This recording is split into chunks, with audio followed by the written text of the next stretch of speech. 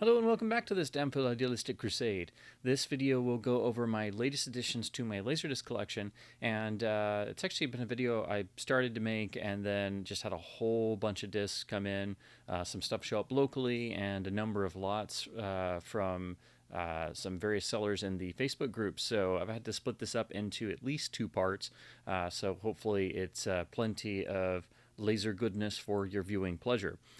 With that being said, let's go off to the Magic Laserland table. So first, we're going to start with a number of really cool discs sent to me by a good friend on the Laserdisc Forever group and sometimes member of the Wolfpack Laserdisc Chat podcast episodes, Luke Chincana. So thank you so much, Luke, for these. This is a really cool edition of Donovan's Brain. Of course, it's just a standard image release. If you don't know Donovan's Brain, it's really one of the great classic 50s sci-fi films, and it really starts to tiptoe a little bit into horror. It shares a number of similarities with the film Black Friday that stars Boris Karloff and Lugosi in a very small part, and of course, being as it's from a novel written by Kurt Siodmak, the whole notion of the story dealing with brains makes sense, since he was really the person who introduced all of the brain-swapping plots into the Universal horror films of the 1940s. But this is a film I've always been struck by. It almost plays like a noir for most of it.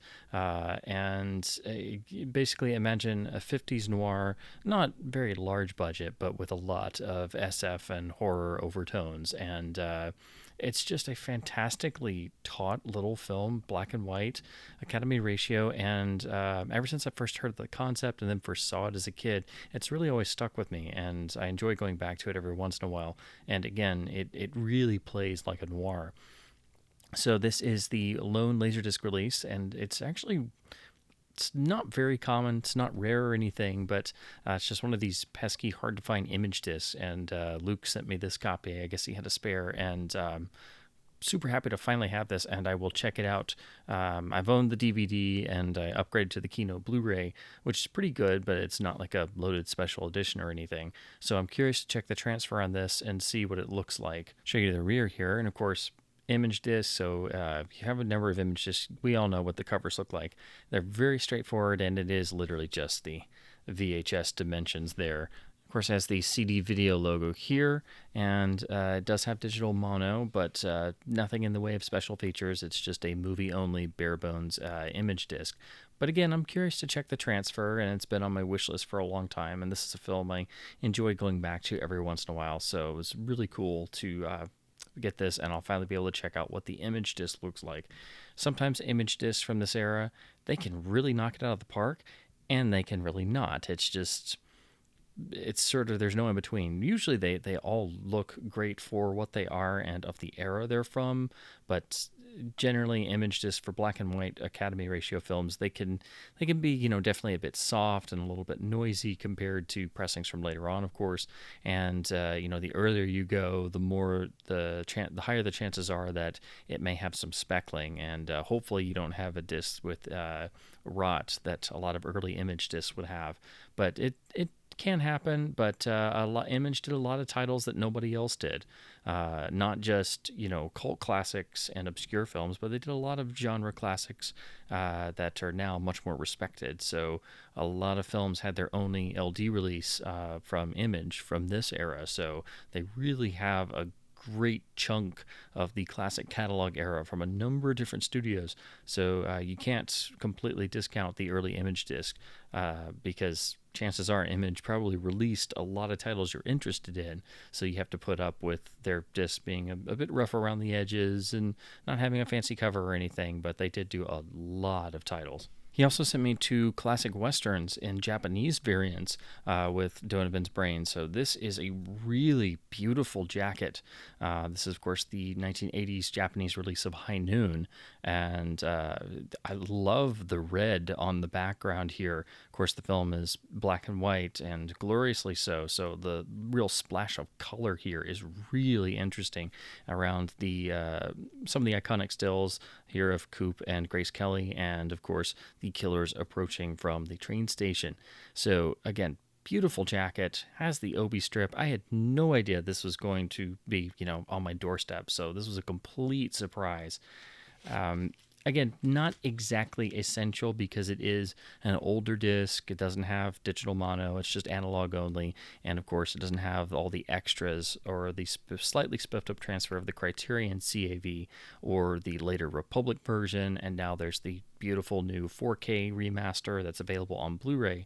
But this is just super cool. And again, really nice usage of stills, and I'm very curious to fire this up and check it out against the Criterion, because with these early to mid 80s discs, if I'm remembering correctly, I think this disc is from about 86 or so. I could be wrong. There's a number of different listings, and not all of them have their covers, but I think this is from the mid 80s, somewhere around there.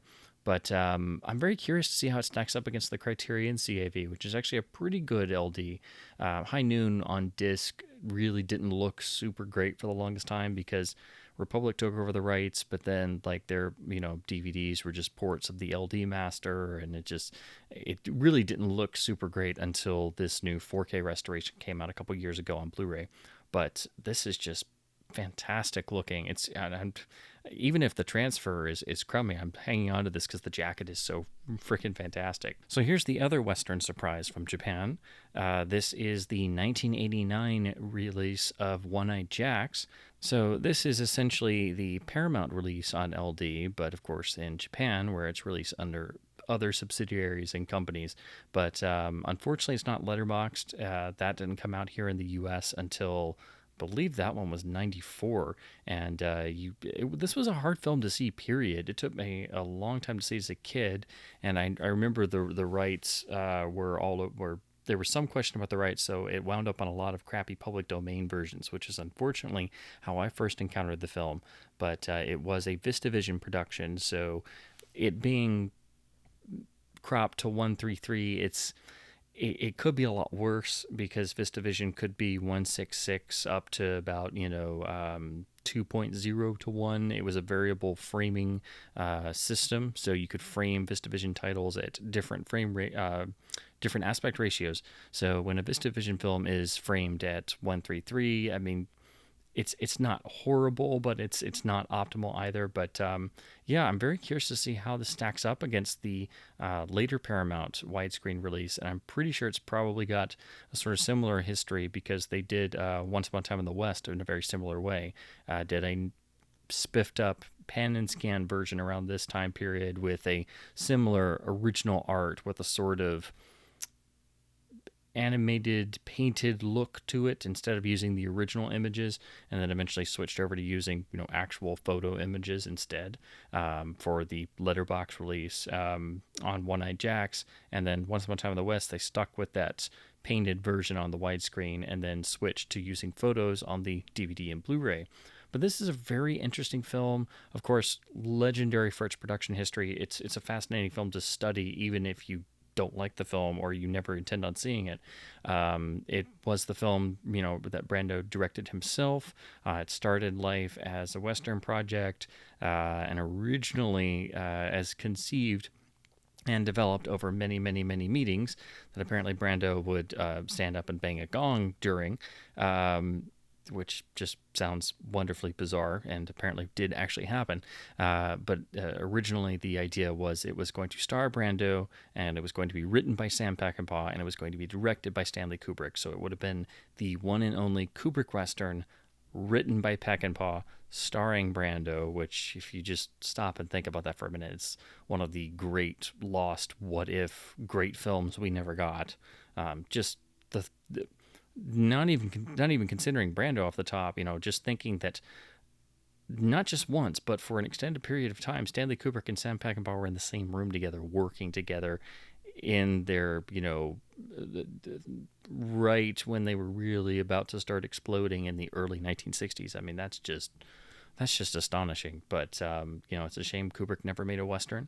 And to say that I wish I had been a fly on the wall to hear what Kubrick and Peckinpah would talk about. I mean, geez, that's an astounding idea. But unfortunately, all that kind of fell apart, and the film kind of gained a reputation. It definitely went over budget, and it definitely didn't recoup all of the money Paramount put into it and stuff. But it's sort of had a turnaround in the years since, and especially since the new restoration, which you can get on the Criterion Blu-ray, has come out.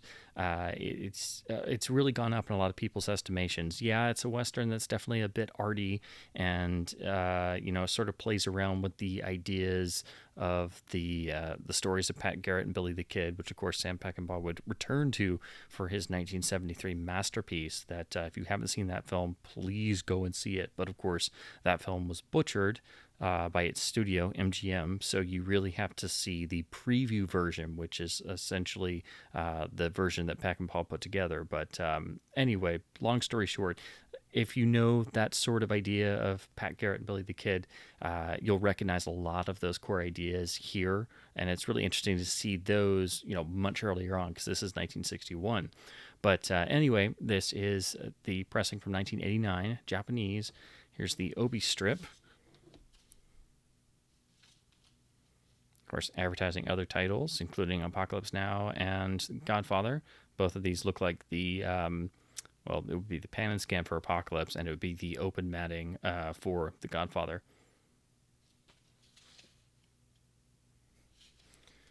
And then looks like there on the bottom they've got Nevada Smith, which of course probably would have been a pan and scan disc at this time period. So here's the absolutely gorgeous cover art. I mean, man, this is a disc very easily frameable, and just looks fantastic, and very much like what we saw for Once Upon a Time in the West on disc for the longest time. And as you can see, sized for VHS. Since it is a longer film, you get 2 discs, so you get a nice gatefold. And like a lot of Japanese titles, even by this time, they use a lot of stills, and it's almost always either black and white or tinted. So here they've gone for a nice dusky brown, but it's very light and looks wonderful. Of course, all the text is in Japanese, so you can't read the liner notes, unfortunately. But it's usually cast and crew pieces, because, of course, over here you have the main cast and main crew list. But it's really nice, and you get some sort of candid shots of Brando on the set as well.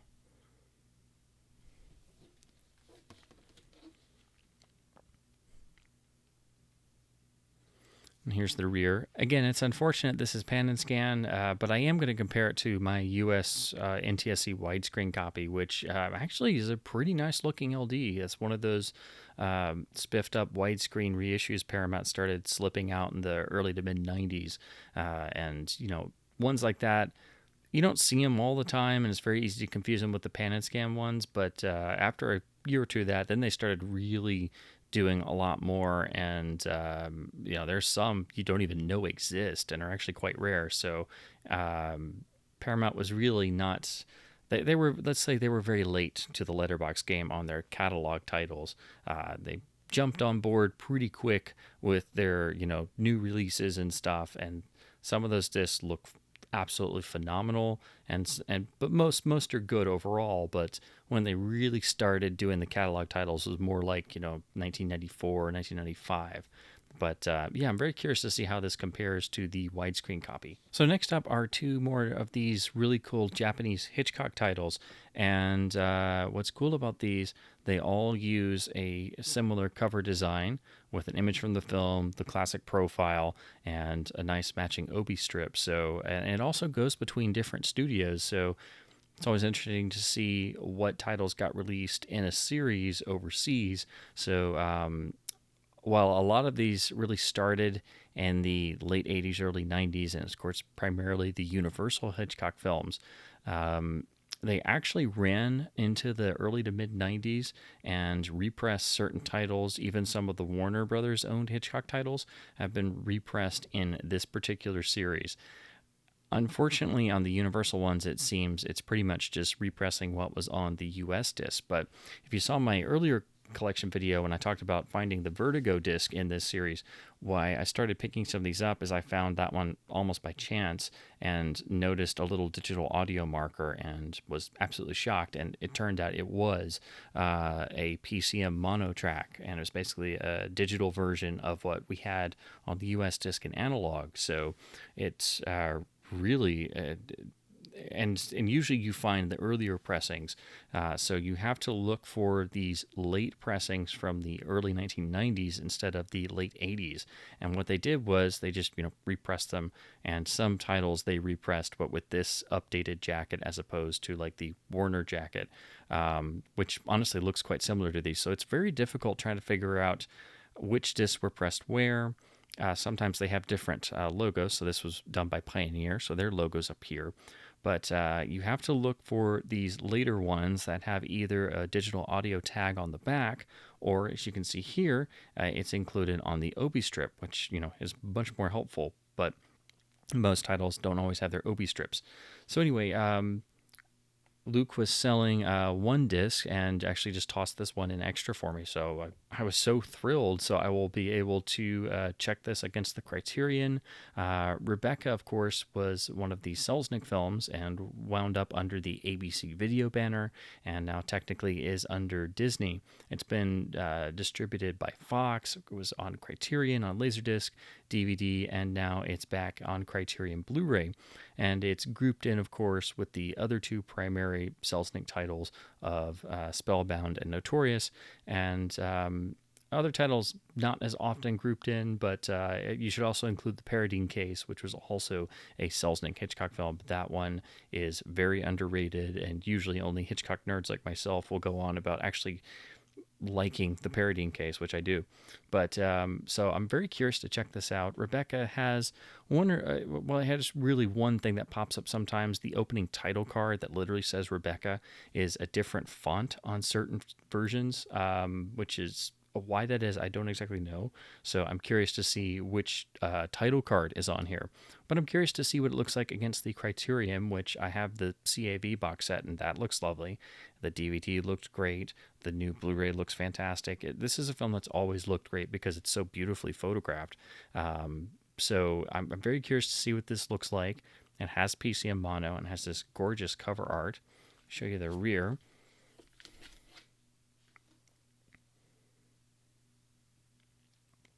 So if you look at a lot of these in this particular Hitchcock series, they all have matching covers front and back. And if you look at the earlier pressing of this, it actually looks identical. But the Obi strip is a little different on this one because it has the digital audio. But if you look here at the bottom, they were always nice in Japan to always sort of give you a little indication somewhere, so you see the little digital audio tag indicating that there is PCM mono on here. What's also really cool about this is, of course, it's actually still sealed, and this has the wonderful sort of thicker Japanese style. It's still plastic, but it's a really nice sleeve, and you have to figure out exactly how you want to open this. I'm just trying to slit the edge and keep it in this nice, very protective sleeve.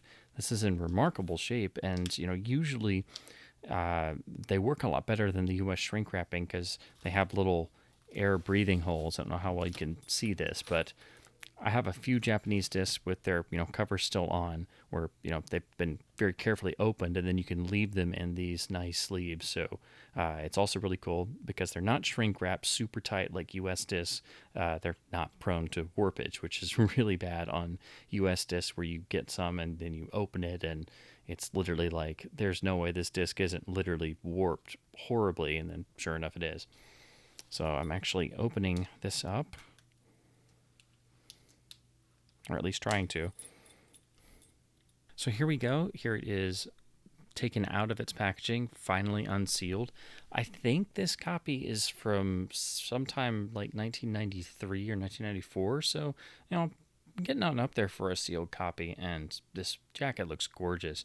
I wish all of these titles that they did in this line were similarly done with digital audio, but unfortunately it seems only certain ones were repressed with a PCM track, and these are very uncommon and usually pop up only sporadically. So getting the rest, you'd have to import from Japan, and the cost starts to get really prohibitive. So that's why I don't just go and get all of the various titles, because as cool as it would be to have all of them in matching covers, I'm really getting these for the digital tracks, which I'll talk about a little bit more on the next title. But this was just a wonderful bonus, and I'll show you. It has a nice gatefold. This matches what you see on some of the other titles in this jacket art design.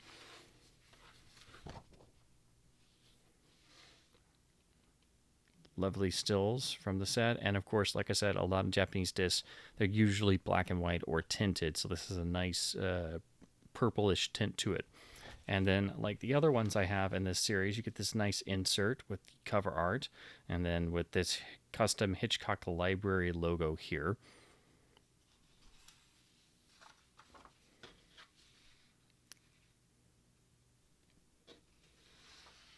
And there's the other panel.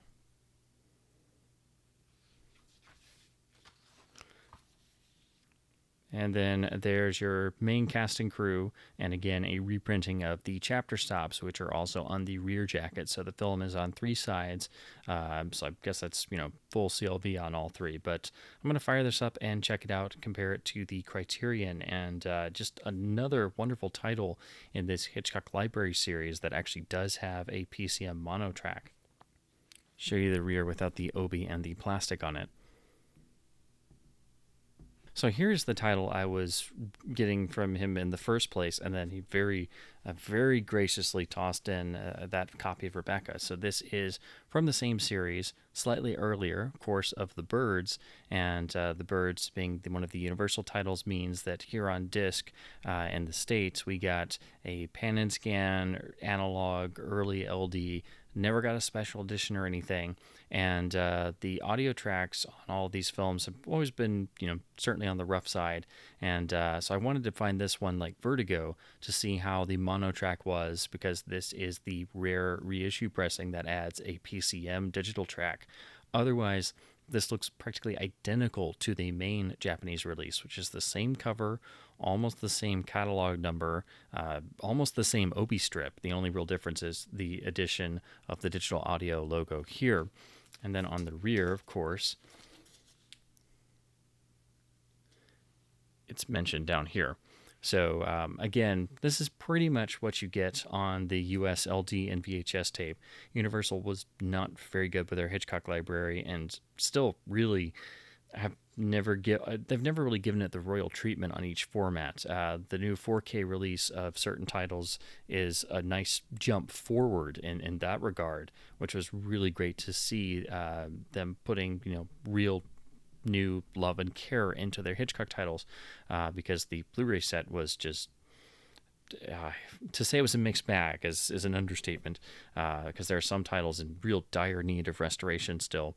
But I was very curious to check this out, and I did toss it on. It is pretty much like the Vertigo disc, where it's pretty much what we got here in the US. It's the same LD master, maybe a little grainier, but the audio is PCM encoded, so that's the real draw to this release. It's still 133. Of course, The Birds was shot spherical, so it's really more opening up, but it is sort of messing with certain compositions. So it's just like if you saw the film growing up on VHS, which it was also in 133, which is how, of course, I first saw it. So again, it's not a panning and scanning. It's not absolutely horrible. It doesn't wreck seeing the movie seeing it in 133, but of course that is not how you should see it. You should see it in its matted presentation. So this is just one more of these Japanese Hitchcock titles that I'm trying to pick up, and it seems every time I look at them again and I'm looking for some of the others, I turn up another variant pressing of a different film I didn't know had a digital audio release. So these have been very interesting to stumble across, because normally this kind of stuff doesn't exactly happen, or if it does, a lot of people are already aware of it or have written about it on the Laserdisc database. And me finding that Vertigo disc, in the past year has really been an eye-opener in trying to find different sources of Hitchcock titles on video, because I know not just myself, but a lot of other Hitchcock fans have been trying to find a better sounding version of the Vertigo mono for a long time. So that was really cool to find. So wanted to find this one, and still trying to find some of the other ones, but this is one of the big major ones I was really curious to finally get a copy of. So I have to show you the really cool insert, because this is not a gatefold, it's just a single disc, but they still did an insert, and I love what they did here. So they did a version of the Hitchcock caricature, and it's literally like a pencil line drawing, but with the bird on his shoulder. This is one of the famous publicity shots from the film. And apparently some of the other discs in this line that were released at this time had an insert with a similar caricature. So that I really love that touch. Really great. And then same sort of design here, some liner notes, and then some nice stills, and printed in black and white. And then again, a repeat of the cast and crew and your chapter stops, which of course films just on a single disc, so it's just a single CLV disc. So he also threw in another disc. So this is the last one from the bunch of discs that he sent me. Another Japanese title. This is the Tune-Up AV disc, which if you're into LD, you of course probably already know of or have, or you absolutely need a test pattern disc, essentially. Here in the States, the primary one was, of course, first a video standard, which was then replaced by Video Essentials, which is really the go-to test disc for setting up your player settings and your TV settings, and then running all the test patterns and stuff through your player. But there are other ones, and there are some really cool ones from Japan. So this is one done by Sony. There's apparently a volume 2 as well. But yeah, I've always wondered what this was like, and so now I actually get to check it out. And you get to look at a really cool high-end Sony Trinitron CRT on the cover here. And it's a really nice looking cover, which of course, looking at this background, anybody who knows what this is and knows what test patterns look like, it immediately does make you think of a bunch of test patterns. And I do like how they included the Dolby Surround logo on here, because there is an entire section for checking out your sound. So it actually runs through on the rear of the jacket, talking about your surround tests here, they call it monitor adjustment, but these are your test patterns and all of the wonderful test footage. So all the clips on these discs usually look fantastic for NTSC video, but it'll be of, generic things, or most of the ones on Video Essentials, everybody knows, even if they don't own the disc, they've seen the clips before. And here you also literally get pictures of some of the patterns. Here you have the classic SMPTE pattern, and your brightness and contrast patterns and everything. So yeah, I'm just really curious to see what this looks like. Of course, it has digital audio because you're checking for you're doing surround tests and things as well. And here is the insert, which has your chapter breakdowns and talks about the different patterns. But of course, it's all in Japanese. But it's should be pretty straightforward. And of course, if you've ever done any of these older video setup discs, they're all pretty much doing the same thing, but they're all going to go about their own different way of doing it. And what's really cool, just like Video Essentials, this does have the color test patterns, and to get the exact right setting for your color, Video Essentials includes a strip of film tinted blue, and you're supposed to hold it over your eyes and look through it. Well, what this does is this actually does have the blue strip, and here it is inside the chapter insert. And you were supposed to cut it out, but it's been left here. So I don't know how visible this is going to be. Try to get it in the light, but you can start to see that little bit of blue coming through. So you would literally just, hold this up so you can look through at the particular test pattern. And of course, the rear is just blank. But yeah, it's really cool that was still in here, because I read this had a blue strip to look through, and I'm like, oh, I wonder if this is still in here. And I pull out the chapter insert, and then I'm like, wait a minute, here it is. So it's still attached. So that's really cool. So that does it for the discs that Luke sent me. So thank you so much to Luke.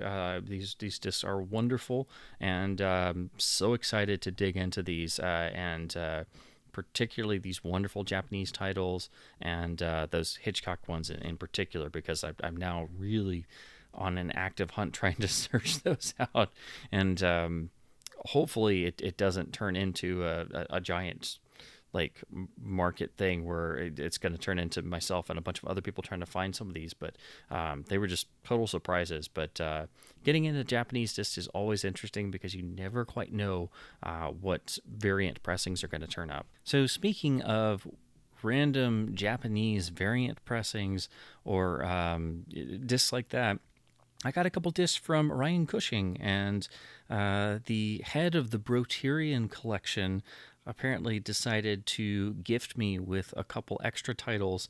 So yeah, these next two are going to be a little bit interesting, and I had to actually look them up because I had no clue what they were. So this first one is apparently the band Judy and Mary, and I looked this up. It's actually on Discogs. It's I guess it's their first music video collection. It runs about 24 minutes, and Discogs has a VHS listing, but not an LD one. It is on the Laserdisc database, but yeah, I have no idea. So this is just going to be a completely random spin, and I guess the side 2 is a dead side because it literally just says 24 minutes CLV. But it's music videos from the early 90s, and yeah. So I have no idea. So I'm just gonna put this in my player, and I have no idea what this is gonna be. Continuing on that line of I have literally no idea what I'm putting in my player. The Criterion Collection offices also sent me this disc, which I had to look up, and this is not on the Laserdisc database, so I guess I should try and add it. This apparently is part of a series where it's the Dynasty Karaoke series. This is volume 10, and I figured this out because the Laserdisc database has I think the first 5 or 6 volumes. But yeah, this one is not on there, and you look at this cover and you're like, what am I getting myself into? And then you have to look closer, and it is indeed karaoke. It is multi-audio, and it does have digital audio, so I suppose that means there's different languages on here. But I don't know about it being English. But yeah, I'm just gonna, I guess, see what this is about. But I think the head bro at Criterion was having a bit of fun with me, finding interesting, goofy, oddball things to put in for like shipping stiffener. So yeah, this is not my usual wheelhouse, as it were, but yeah, I will at least check it out. And this is actually my first laser karaoke disc, so I'm finally getting into a part of the format I didn't think I would. But yeah, there you go. Laser Dynasty Karaoke Volume 10. I think this is a Taiwanese disc, but yeah, that's about all I know. So I will input this in the database, so everybody else can look at this whenever they are just perusing the LDDB. So I mentioned Ryan putting stuff in as a stiffener, I guess. So yeah, it was one particular title he had. He actually beat me to the punch on the DTS version, and I was so. It was one of those times where you missed an eBay listing, and I was just like, oh no. This is a title that, of course, most people who know me know I'm obsessed with this film, and I plan on doing a lot of content on this film, and I own it on every format but LD. I even broke down and bought the VHS tape because it was cheap and it was in front of me, and I have problems. So anyway, he very graciously gifted me his copy of the standard AC3 version, which is itself not super easy to get because it is a late release, and they did make them in limited quantities, and it's pressed by Image because it's a late release and everything. But so now I finally own this film on LD, which is very important for me because not only am I obsessed with this film, I think it's a masterpiece. I watch it at least every year. And the more I think about it, it's probably not just my favorite film of the 90s, but it's probably my favorite film of the past 25 years. This is a film everybody should have in their library, and I wish more people would take seriously. That is, of course, the 1998 masterpiece, Ronin, directed by John Frankenheimer. And this is finally the MGM US AC3 pressing in my collection, so I now finally have this film on Laserdisc. I have the VHS, I have the first DVD, which is a flipper that has, because this was Super 35, the 133 version is kind of opened up, and then has a widescreen version on the flip side. I have the collector's edition 2-disc DVD. I have the standard Blu-ray MGM put out. And of course, I have the Arrow 4K scan Blu-ray. So this finally takes LD off the table, and now I have to track down the DTS version. But of course, the iconic, gorgeous poster art, although they did... I never understood why they put the all the critic blurbs in over this gorgeous art, but looks fantastic on an LD jacket. I've tried to get this thing for ages. It always eludes me. I always get outbid. But you can find this one occasionally for decent prices, but it is usually more in the $15 to $25 range because it is a late release, much more limited quantities, and again, it's MGM but pressed by Image. Seems to share the same master that turned up on that first DVD. If you look at the widescreen side of the flipper disc, it's pretty much the same. But I'm going to go through this with a fine-tooth comb because it is a really impressive pressing. I've sampled it because I couldn't not just immediately check it when I finally got it. So I've sampled it. The AC3 is the same as the DVD, but I'm going to do a really detailed comparison like I do usually on titles when I do that, and really put it through its paces. But it seems like the same master that turned up on DVD, but this is one heck of an exceptional looking Laserdisc just from the sections I've sampled so far. Unfortunately, it is a longer film, but MGM cheaped out by this point, or I should say Image, and it's just in a non-gatefold sleeve. So just be careful. It's going to be very hard to get one that's in a super clean sleeve because, of course, it's just kind of floppy, and you're going to get smushed corners and a bunch of stuff like that. But this one is extra minty. And here on the back, it's pretty straightforward, like most discs were at this time. You get your chapter breakdowns. The film is spread over 3 sides, and again, the back is pretty much sized for VHS dimensions, and this literally is what the back of the tape looks like. It does have AC3. It does have a 2.0 Dolby Surround encoded Pro Logic mix, and that was really on this and on the VHS and didn't show up again until Arrow actually included it on their Blu-ray release. So the Arrow release, in addition to having great extras and the new master, it actually does have the Pro Logic mix on it as well. What's also great, this includes not just the trailer, but it includes the alternate ending, which was originally in the film, but MGM decided they really didn't like it, or I should say United Artists. So it's really debatable. It's not really an alternate ending. It's just a little bit extra that was originally there. And, while it's a nice bit of extra character, what happens to certain characters, it's sort of implied that stuff already happens, so you don't necessarily need to see it. But it's really cool that it's actually included on the LD. I didn't realize that. I thought it was just something that appeared later on, and I figured this would have the trailer. But what's great about this, John Frankenheimer really jumped on to movie special features very early on, and he started recording commentary tracks during the Laserdisc era, which is really fantastic because he doesn't pull any punches in his commentary tracks. He literally, lays everything out bare. And if you want to talk about commentaries that are film schools in and of themselves, I mean, the John Sturges Criterion commentaries are great. And of course, the famous line is Paul Thomas Anderson saying that the Sturges commentary on the Criterion Laserdisc, A Bad Day at Black Rock, is a film school in, under 2 hours. True, yeah, but so are these. And, of course, John Frankenheimer passed away in the early 2000s, in 2002, actually. So the fact that he did so many commentaries during the LD era means that he was able to participate, significantly and, give us so much material that now, that had he not jumped on so early, we wouldn't have had access to, because of course he passed away before the DVD boom really took off. So when you see commentary tracks that he did, they were originally done for the LD release. So this has been ported over to all the other releases. He did one for The Train, he did one on Manchurian Candidate, he did one on Seconds. All these started out on the Laserdisc releases. So it's really fantastic to see. And of course, you get the little note here talking about it, and it's really cool to be able to see. I should say it's up here.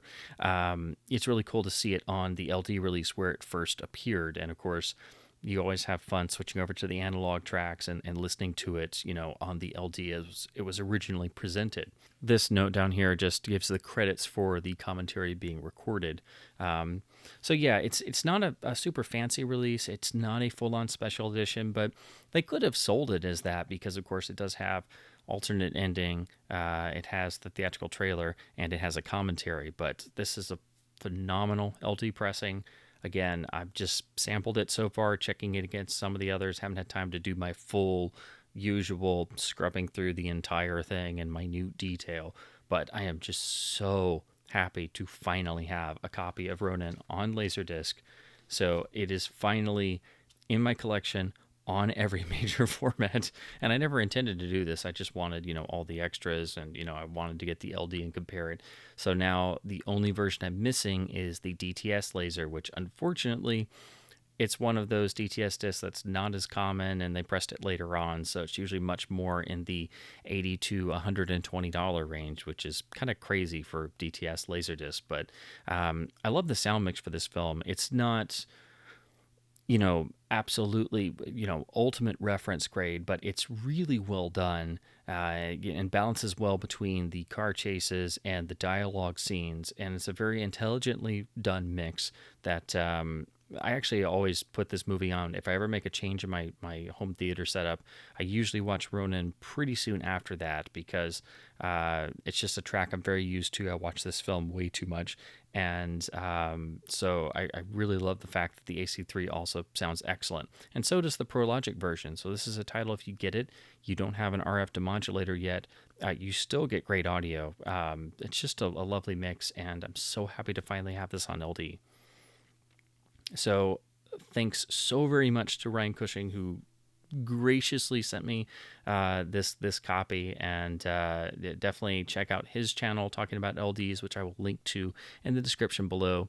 And if you haven't looked at the Wolfpack podcasts yet, they're a lot of fun, and his speciality is really the wonderful world of the Criterion Collection, or I should say the Criterion Collection for Bros, which is how you best define his usual titles that he talks about. Speaking of Criterion, I have a number of really cool Criterion pickups recently, starting here with spine number 121, which is of the confidential report version of Mr. Arkadine, or Mr. Arkadin, or I've never exactly known how to pronounce that perfectly. So this is the wonderful, very strange, it was very hard to see and very obscure for a long time. So it's the Orson Welles film that goes under a lot of different names and exists in a number of different versions and reconstructions. It was basically born out of a time period when he was doing the Adventures of Harry Lime radio series post the success of The Third Man, and sort of branching off some of those stories that he was doing. He was kind of inspired.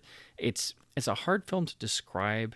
It's really one of those, you really just have to see it. But again, it exists in a lot of different versions. So this is actually the confidential report version. So it's not the full-on reconstruction that Criterion would do later on DVD. So this runs about 98 minutes or so. And then there are two other primary versions. So if you really want to dig into the film, you have to pick up the Spine 322 on the DVD side, which is Criterion's complete Mr. Arkadine. And so this includes the two older versions plus the reconstructed version, which is the most complete to date, in addition to tons of extras. And then it's one of their deluxe sets that actually reprints the original novel source. So unfortunately, they didn't do this on Laserdisc to have a fancy Laserdisc box, but it's really, I think, the closest they came for a single film doing something like they did on Brazil. And I really do think this film deserves it. It's incredible. But of course, I am a complete Welles obsessive, so anything Orson ever did, I of course think is pretty much automatically fantastic. But it's just a film that's always appealed to me. Just it's sort of has elements of being a spy film, has elements that are like The Third Man. but yeah, it's just unfortunate. It's always been compromised in the versions that it's been stuck with, and all the rights ownership issues and everything. So if you want the complete experience, you'll have to pick up this Criterion DVD set. But this is the confidential report version. This was the version they released on Laserdisc. It's not a special edition, so it's just a single CLV disc. And this, as far as I know, is really the first major proper video release of any version of the film. So I think we were just, at this point, lucky to get this film on disc with a new transfer, has PCM mono, has a nice essay from Jonathan Rosenblum, who is one of the great, Wells biographers, writers, historians, devotees, again, one of the great Welsh historians, period. So it goes pretty well in hand with the DVD box set, and I'm really curious to check out the transfer quality on here and compare it to what's on the DVD set, because you can actually get this version in the DVD set. I believe it's...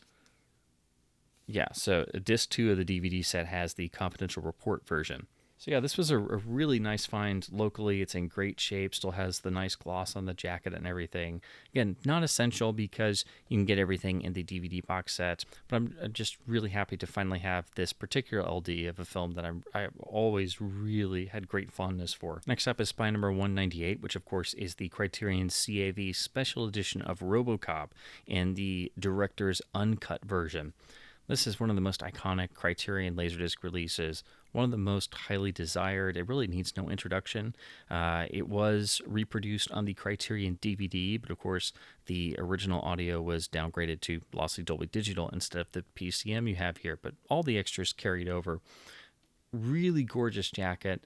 I never thought I would get this because usually it doesn't get quite as expensive as, say, the Criterion Ghostbusters, but usually has that sort of premium attached, and a lot of people will still want to buy this just as RoboCop fans, even if they don't own an LD player, or they know it's a very desirable Criterion and they just like Criterions. So usually when copies of this popped up, I always lost out on in bidding wars and things, and then Arrow came out with their absolutely fantastic limited edition Blu-ray set, which really is I think darn definitive.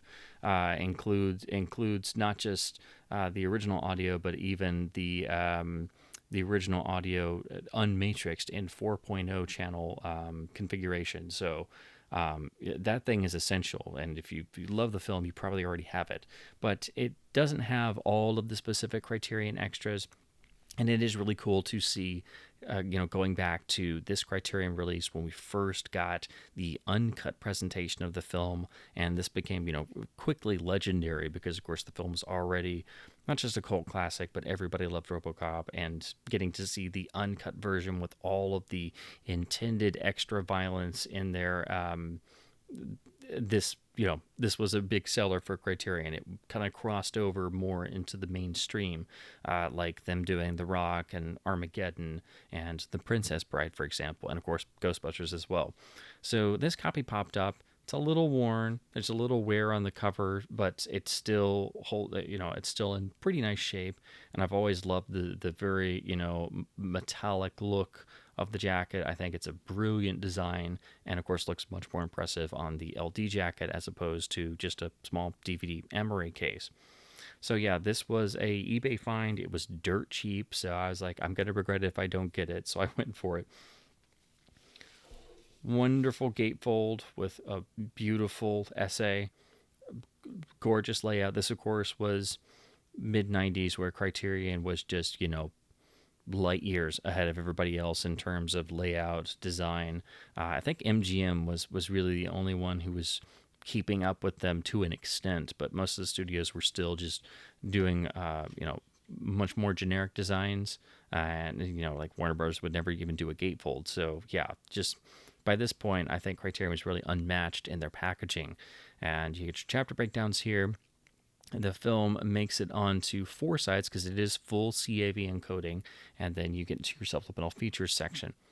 So, of course, this is a director supervised transfer. It is the uncut director's version, so it is unrated. This has really become the de facto standard version of the film ever since. And, of course, you can watch the theatrical cut on other DVDs if you want to. You get the about the transfer, you get the breakdown of the extras. The commentaries are fantastic. So, again, I think not all of this stuff made it over onto the Arrow release, but since that's, of course, much newer, a lot of the same material is covered in the extensive extras on the Arrow release, but it's still really cool to have them both. This was THX certified, as shown here. The audio is ProLogic encoded PCM. It's the original audio mix, and I'm just so happy to finally have this. It's really one of the iconic Criterion Laserdiscs. Really cool to have. The packaging is fantastic. You can get the CLV version a lot easier. It's usually a lot cheaper. And it's very easy to mix them up because the cover is identical. You have to look on the back. This being the special edition CAV, it's of course 2 discs, and you get this box here, whereas the CLV one will just be a single disc and it won't mention all of the extras. So that's how you can tell them apart. Of course, they have the different spine numbers, but if you're looking at copies on eBay, you're just going to see a picture of the front and go, oh, wow, it's RoboCop. It's the Criterion. I can buy it for $10. And then you get it, and it's the CLV one, and you're a very sad LD collector. But beautiful transfer. Just wonderful. I watched the Criterion DVD a number of times, and even that is kind of desirable because that's, of course, long out of print. But just wonderful to finally have this, and it's a great companion piece for me to go along with the Arrow limited release.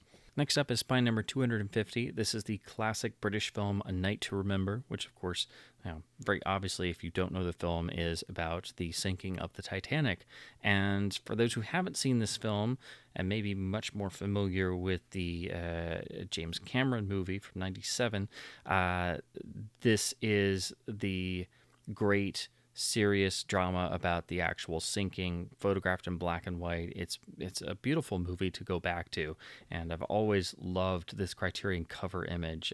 They put it on DVD with the same cover, but this is one of their most frameable LD jackets, I think, pretty much ever. It's just gorgeous, very impactful, and it is a gatefold.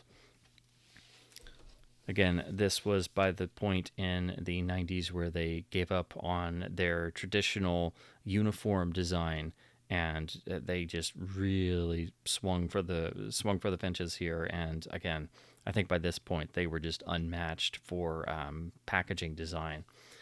This does have multiple audio tracks. You get commentary. You get a really nice special features section. I like how the title of the film is written across the top here. That's a really nice touch. And then above the chapters, you get a shot of the ship itself at sea at night. So the film is spread over 3 sides, and then side 4 is an entire making of documentary, which is not something Criterion did all the time. They usually had, some small documentary pieces, but it's really cool to see, an entire side given over to extras. So in addition to the documentary, of course, again, you get the audio commentary, and you get both the US and original British trailers. And those are always cool to look at because usually they were written slightly differently, or they would have different voiceover artists, and the narration would be slightly different because they would cater it to the specific markets. Get the transfer notes here. Gorgeous release, gorgeous jacket. If you haven't seen this film is, to say it's better than the Cameron Titanic is, I am no fan of that film, but this is really, of all the Titanic films, you have the Fox costume drama, which is good for what it is, but for me this is the one that really matters. And it's just beautifully photographed, beautifully put together. So if you wanted to see one film about the Titanic, you should go with this one. It's just a wonderful film to go back to, and I'm very happy to have this gorgeous looking LD package, and I'm actually very happy to spin this up again. It's been too long since I've seen it. Next up is spine number 342. This, of course, is the Costa Gravas film Z. This is a remarkable film that really sort of defies genre. Again, it's another one of those films. It's been far too long since I've seen it, and so I'm really happy to check it out on this disc, which is, it's getting on up there in the Criterion Spine numbers. So this is definitely on the less common side. It's not, specifically rare, but it's definitely not a disc you expect to show up at a local store with some other LDs mixed in with a bunch of commons. So I was like, what? How is this here? And yes, this is coming home with me immediately. Beautiful jacket art. I love the color. I love the sort of stylization of the title letter. It's just really wonderful with the traditional black Criterion bar across the top. Unfortunately, as you're noticing here, there's no gatefold, so I don't know why this happened, but somebody cheaped out somewhere, and so this, if you find it, it can be possible to get a copy with dinged corners and crumples and creases because it's 2 discs inside a jacket, but it's a bit thicker cardboard than like what Warner Brothers would use, so it's still in perfect shape, but I wish they had gone for a gatefold. Seems kind of weird, a Criterion 2-disc set not having a gatefold jacket. So this is actually not a special edition. It's just the film spread across 3 sides. You do get a wonderful write-up and original audio and everything. But this, I think, is much more Criterion getting a film out there, which really had not had a great release on video in the U.S., at least up until this point, because this is 1997. So this is a pretty late release for Criterion and a pretty high spine number at 342. Again, would have been great to have a full-blown special edition, but still a really cool LD, and again, getting a film out there that really needed a proper a widescreen disc release. So yeah, I'm very excited to come back to this because again, it's been far too long since I've seen this. It's also interesting to note this is one of the titles that Criterion / Janus or Janus/Criterion, or however that works. It's actually part of licensing from somebody else, so it's got the Fox Lorber logo down here. So apparently they had to license from them, and that was really one of their main competitors by this point. And so it's interesting to see them on a Criterion release. Next up is a title most people don't go into. This is part of the Criterion Television Classics series, which really didn't go very far, and it kind of dovetails a bit with the Voyager line, which is also in that it's Janus, but it's not Criterion, but it is, but it isn't. So this is the wonderful release of I Love Lucy, which compiles, which I believe is 2 episodes with a bunch of special features with a lot of excerpts and different things. And I love the image on here, and it looks even better in your hands physically in front of you. I'd seen this before on the Laserdisc database and stuff, but this was just a local find, and it just it's a gorgeous jacket. And even though it's just a single disc, it actually has a gatefold, wonderful liner notes, wonderful image, the layout, everything. I mean, this is just a fantastic package. Of course, this was long before, complete series releases were a thing. Some series were released on LD in their entirety in Japan, for example, but, it wasn't really a major thing on disc and tape, except for, certain titles or Star Trek or different things. But yeah, this coming from this era, I think makes this even more special, that they took the time to really put together a deluxe special package for one of the most iconic television programs of all time, without question. And again, really extensive special features section. It has digital sound, so it's PCM mono on all of this, I believe. And again, gorgeous jacket, and I'm actually very excited to fire this up and spin through this. It just looks like a wonderful love letter to this absolutely essential cornerstone of television history. So I'm very excited to fire this up. So moving on to standard non-Criterion titles, this is the 1994 reissue letterbox pressing of Lawrence of Arabia, and this is the one that Sony did after the Criterion releases, but was pressed at the DADC plant. So it is known as having, definitely being a potential rotter on disc, which is why I've never bought it before.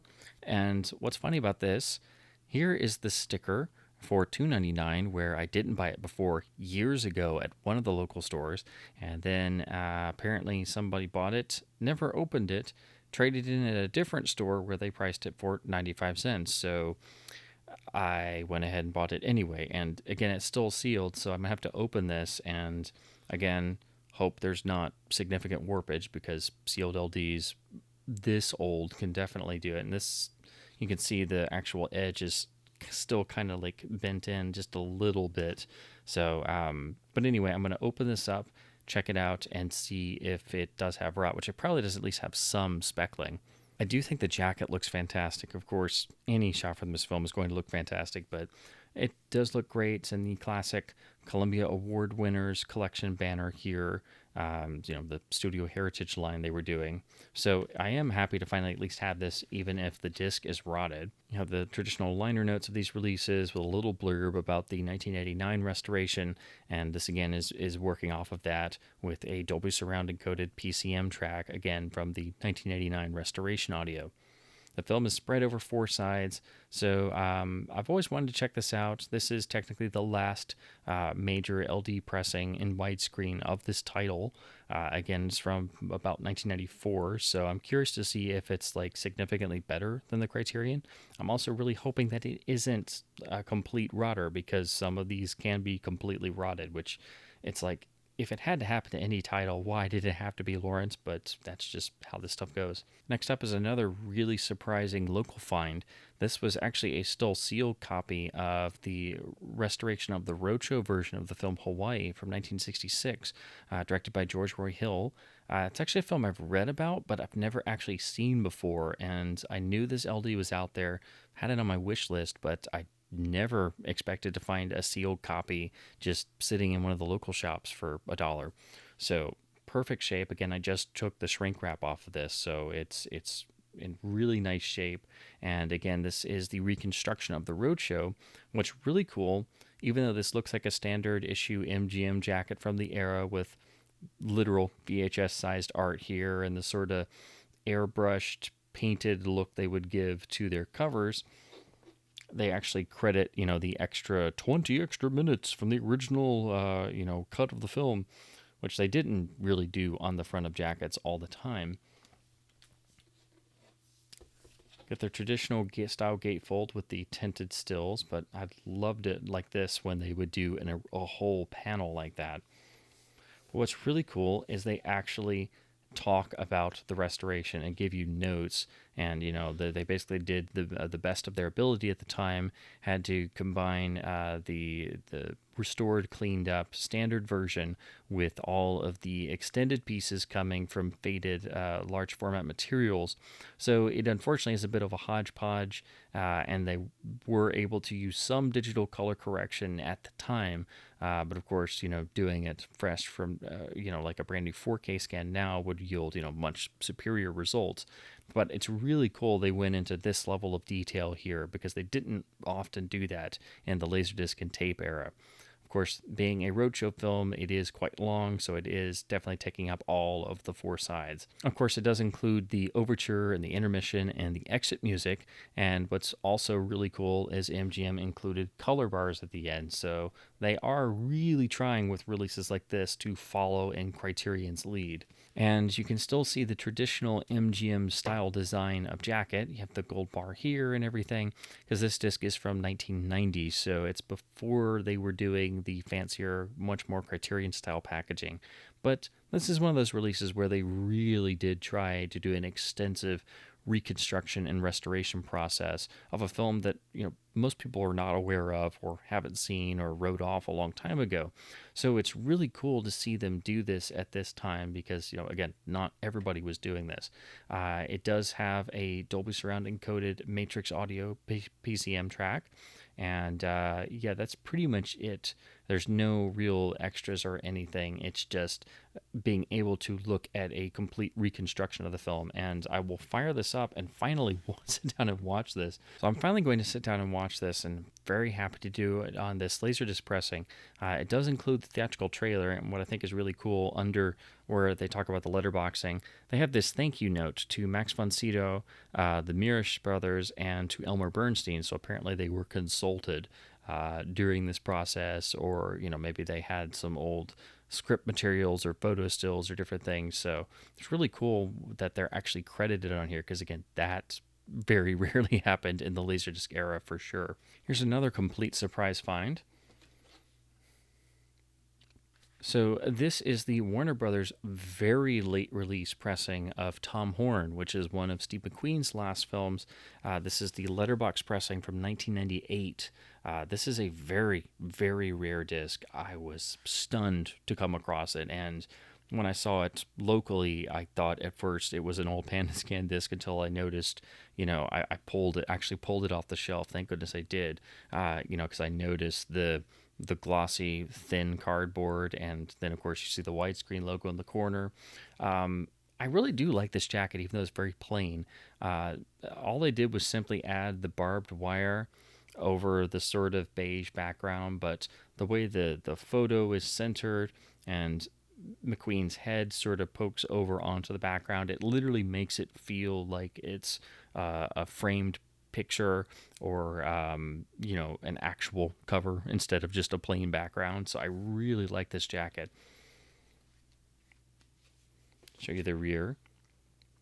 So you can see pressed by Image, because it is a super late release, has the updated Warner Brothers shield.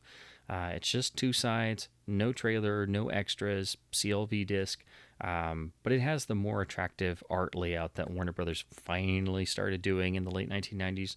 But yeah, this was stunning to find, and especially in a dollar bin. So never skip dollar bins, never skip stores where they just have a little box of Laserdisc somewhere, because occasionally you will find titles like this. Again, this is a very rare late release. This is not what you come across in a dollar bin all the time. So this was a complete shock to find.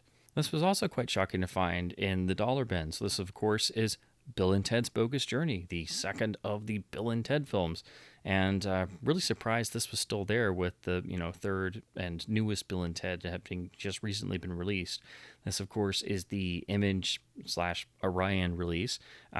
Just like the first film, this didn't have widescreen. It's just 1:3:3, but it's still rather uncommon and goes for quite a bit. This is usually like a $20 disc or something like that, sometimes even more. And it seems it's kind of because of the cult status of these films, and of course the new one having just come out and people wanting to get the LDs, but also you don't really see them.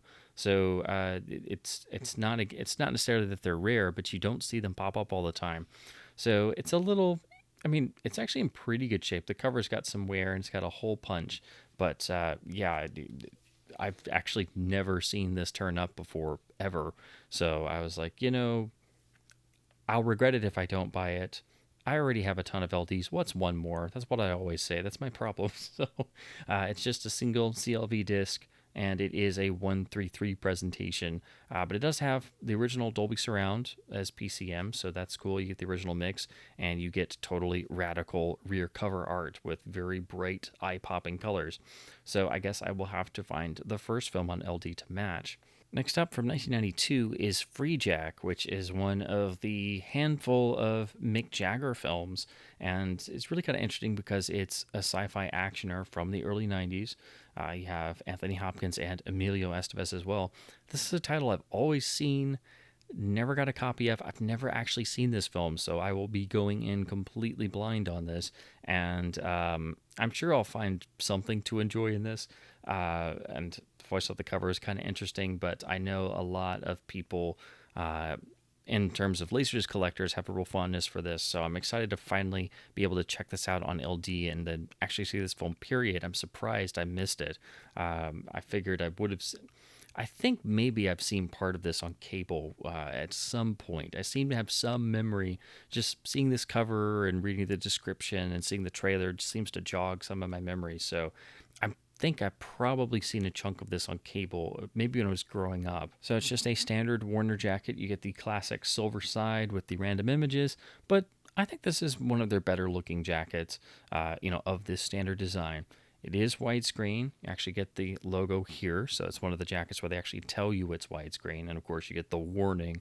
Matting bars are correct, and just a single CLV disc, and has the original Dolby Stereo mix, matrix encoded on the digital track. So yeah, I'm excited to fire this up and actually finally see this film. Next up from 93 is the Paramount Letterbox release of the Coneheads film.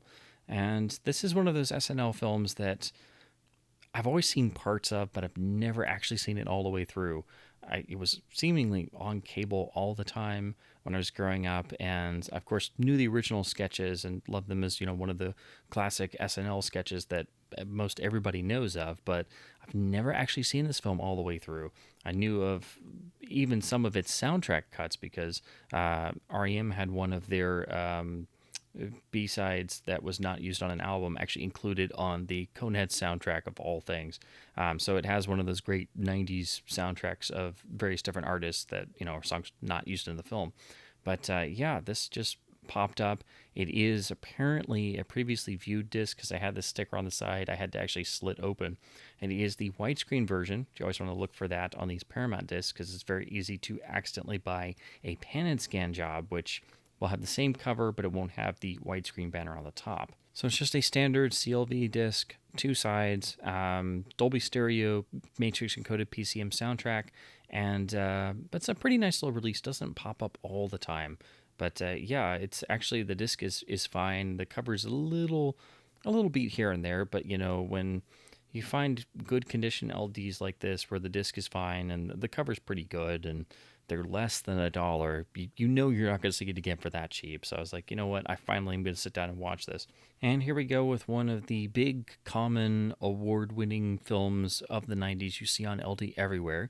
This is the widescreen version of Remains of the Day, which is well, yeah, I guess technically it is a Merchant Ivory production, so it's the James Ivory directed film that was, huge for awards and is really about the central Anthony Hopkins performance, Emma Thompson as well. It's a good film. I haven't seen it in, gosh, I don't know how many years, but it's a title you see pop up all the time.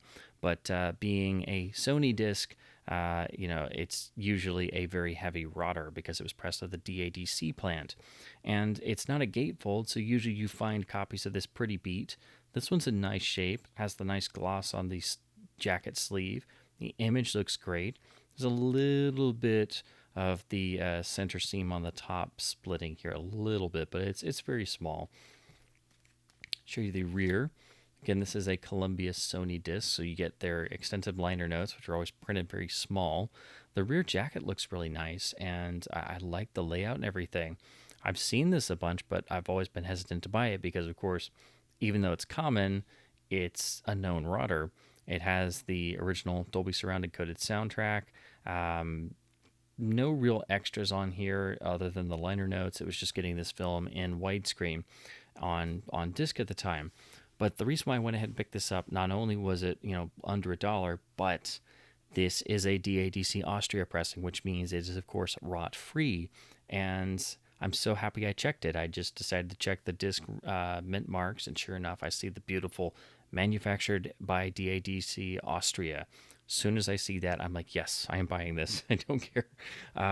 If I ever find one of those, it's such a great thrill because it won't have the rot issues of the DADC USA pressings. And unless you're a Laserdisc collector, you're not going to know this stuff. And trying to find another one, should you decide later, hey, I wish I'd bought that, you go back, of course it's long gone. And then you find yourself searching every copy of a common disc for another Austrian pressing, and then you never find it.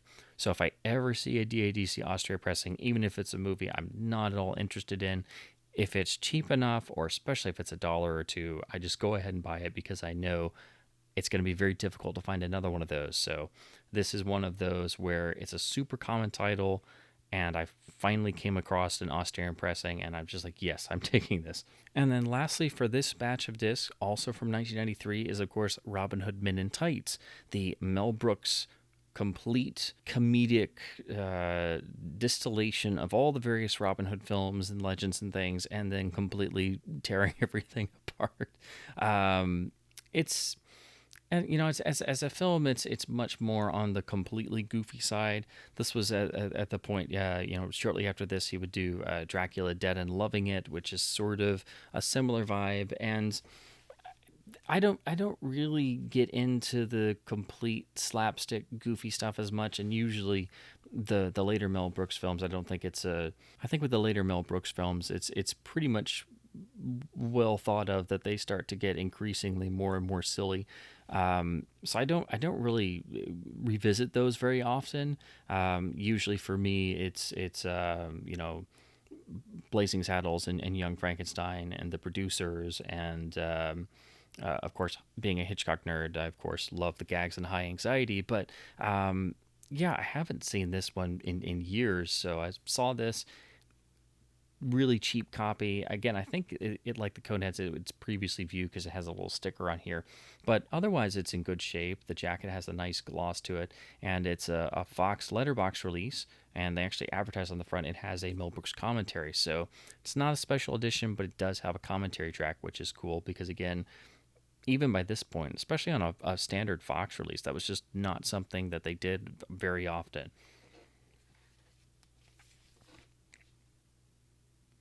Of course, being 93 and probably a 1994 pressing, you get the updated Fox Video logo instead of the old CBS Fox logo.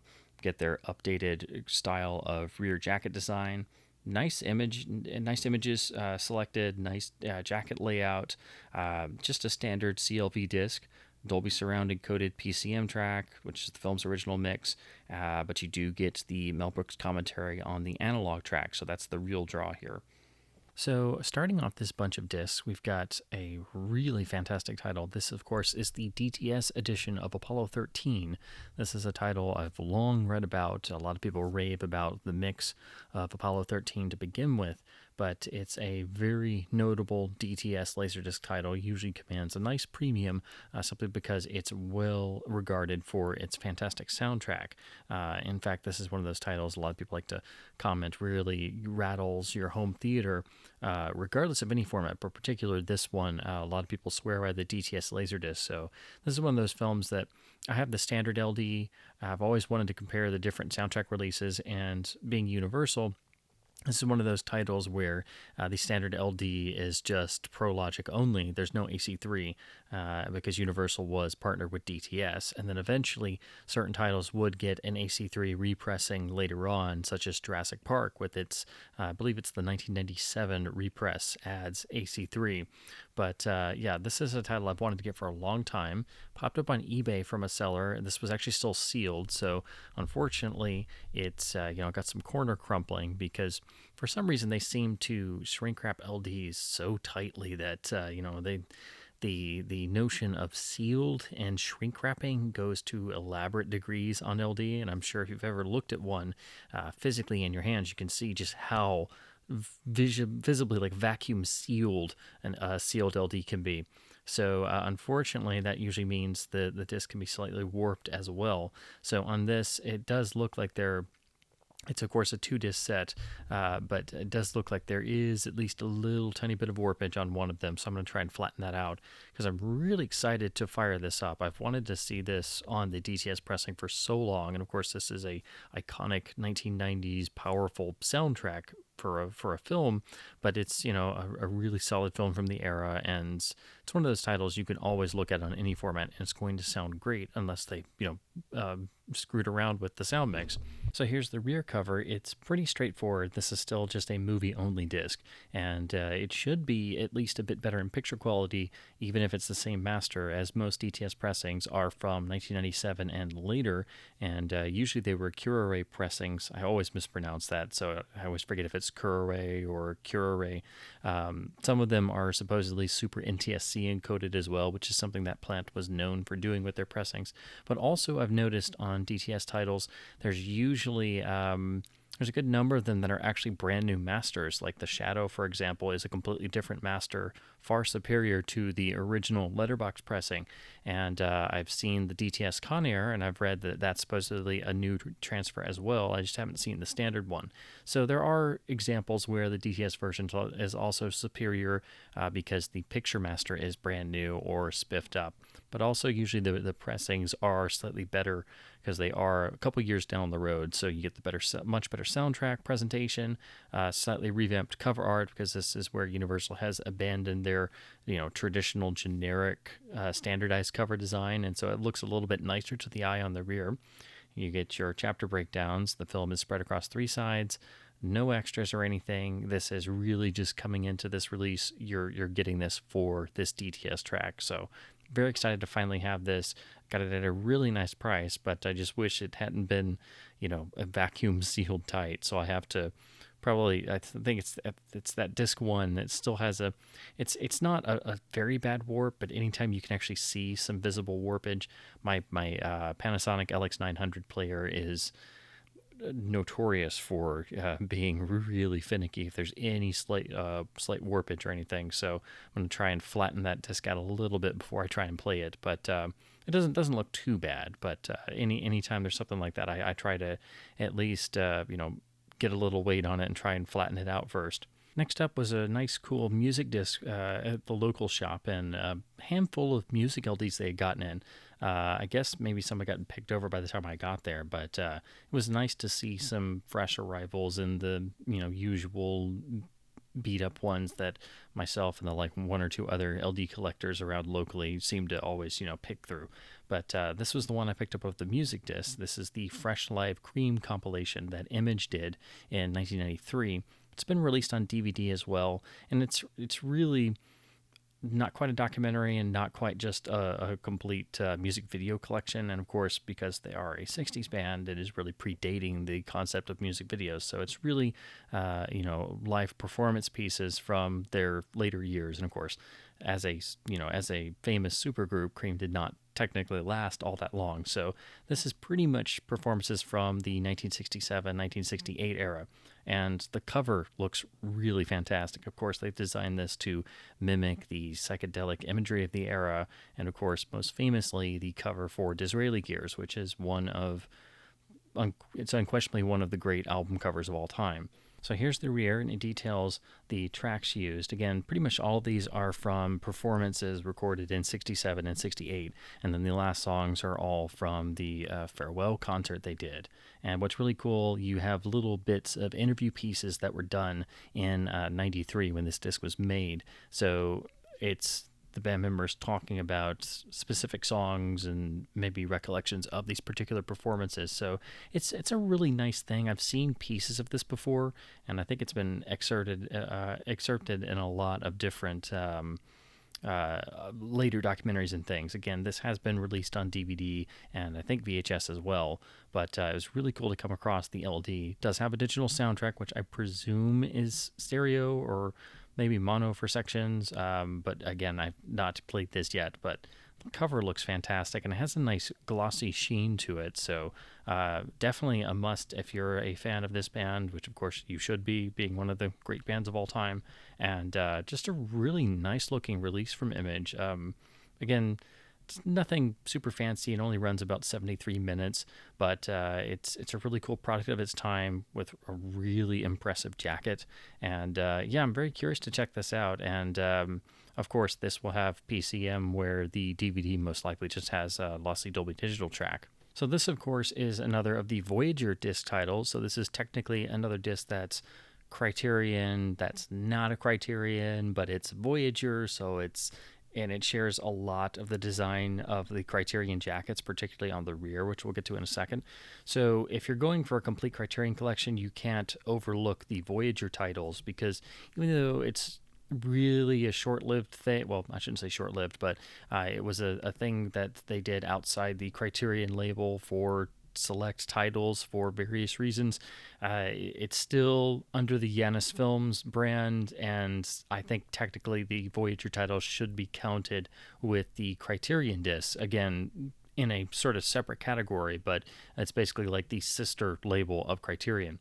So this, of course, is 6 short films of W.C. Fields, and really beautiful jacket. I'm surprised they didn't just make this a Criterion release, really, because it has the black banner across the top, and Criterion has done W.C. Fields titles before, so but for some reason they did this as a Voyager disc instead. The jacket art looks really fantastic. Again, this is a disc that's pretty much a Criterion release in everything but name, and of course it doesn't have a spine number. So there's no extras on here, but this was just getting these titles on disc in new transfers. Almost all of these, actually I believe all of them are from 35 millimeter materials, nitrate, and just best surviving materials. And each one of the 6 shorts is credited down here with the source and where it was from and everything, which I really appreciate.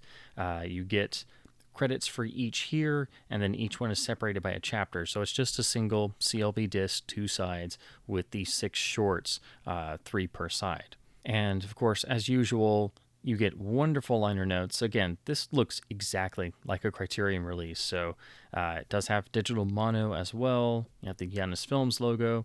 This copy does have I guess it looks maybe sort of almost like a coffee stain here on the bottom, but it's very minor. And again, for the dirt cheap price I found this for, less than $2, I was like, I never expected to find this just out in the wild, particularly not at my, my usual local haunts. I'm like, it's like they knew I was coming. So of course I picked it up. But yeah, this is a really nice release. And these Voyagers, most people don't think about them, or actually, quite frankly, most people aren't even aware of the Voyager titles. And I now have a couple of them, and all of them are really impressive. And they're pretty much like Criterion sister releases in every single way. Now, speaking of sister releases of the Criterion Collection, or likewise titles that are like the Criterion Collection, the closest competitor, you could say, on Laserdisc was the Ronin Group. And so the first title I have of the next batch of discs I got in is a Ronin Group title. So this is the Ronin Group release of the Zane Grey collection. These are 3 very early, very hard to see, particularly at the time, westerns all based on Zane Grey stories, and each one with one of the great legendary western icons. So you have one film with John Wayne, one film with Randolph Scott, and one film with Gary Cooper.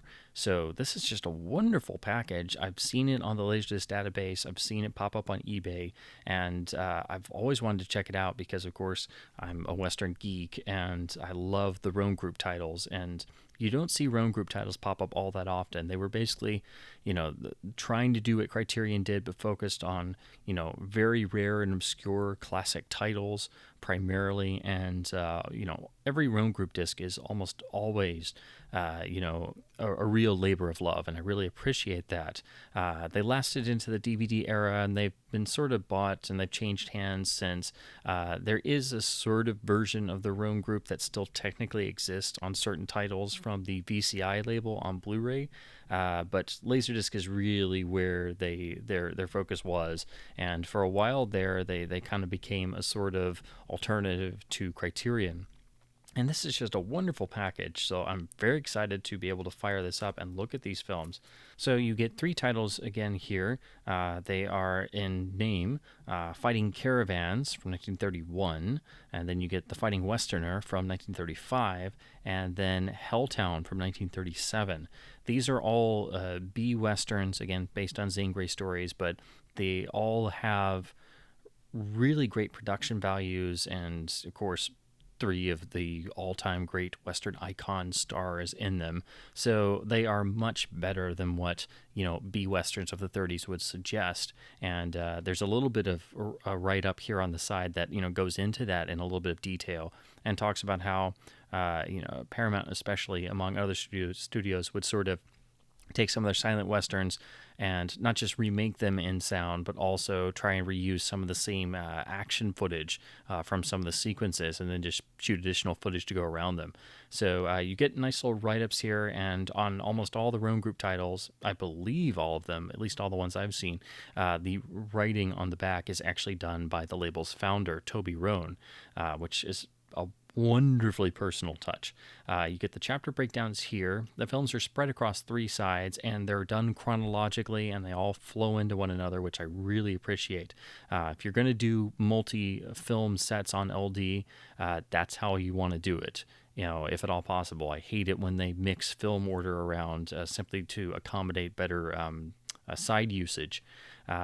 There's digital soundtrack, so it's all PCM mono for these, and these were all mastered from the best surviving 35 millimeter elements, which is credited down here at the bottom, which is pretty much how all Ronin discs look.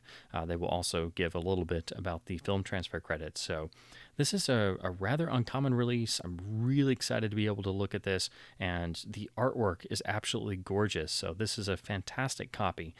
This is the first disc of a lot that I got from the wonderful Laserdisc Museum, which is a Facebook account where they make wonderful posts in the Laserdisc Forever group of just a phenomenally large collection, almost literally like a museum, hence the name. And occasionally they do really extensive sales. So I saw so many classic discs they put up for sale that I kind of went a little overboard. So, but when you see titles like this and the price is really dirt cheap, I couldn't say no. Next up from 1936, this is the wonderful classic Sylvia Scarlet. This is going under my George Cukor shelf, who of course directed the film. This is a pretty well-known film in both Cukor and Katharine Hepburn's filmographies. It was a box office bomb when it was released in the 1930s, and kind of became notorious for being just, well, I think most people in the 30s, particularly studio executives, would have literally said this movie was just plain weird. This is, of course, the film famous as being the film where Katharine Hepburn, at the beginning of the film, goes on the run with her father and disguises herself as a boy, and that's sort of the gag that sets up the rest of the picture. And it's just wonderful fun. It's kind of weird to describe. It sort of defies genre in a lot of different ways.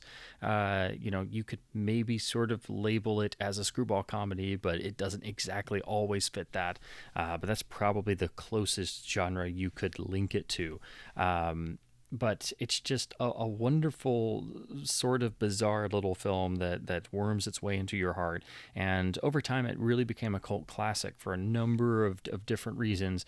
And then eventually, both Hepburn and Cukor were surprised that it kind of came back, where it was a film that sort of haunted them for a little bit because it was so notoriously a flop. And pretty much everybody hated it when they saw it in the 30s. The idea being, if you like this picture, you must be weird too. Well, I guess I'm just plain weird then. What's also great about this, it's really, you could probably make the argument that Cary Grant appearing in this film, it's probably the first time you see this sort of fully formed Cary Grant image we have in people that we have in our heads. And of course, it still predates The Awful Truth, which is really the first true, completely formed Cary Grant in the star image that we think of. So you see him in this, and he plays wonderfully with Hepburn, of course, and he would do so again in Bringing Up Baby and Philadelphia Story. But here, and Hepburn even commented on this. She said that she loved him in this movie because he was a little heavier set, a little rougher around the edges.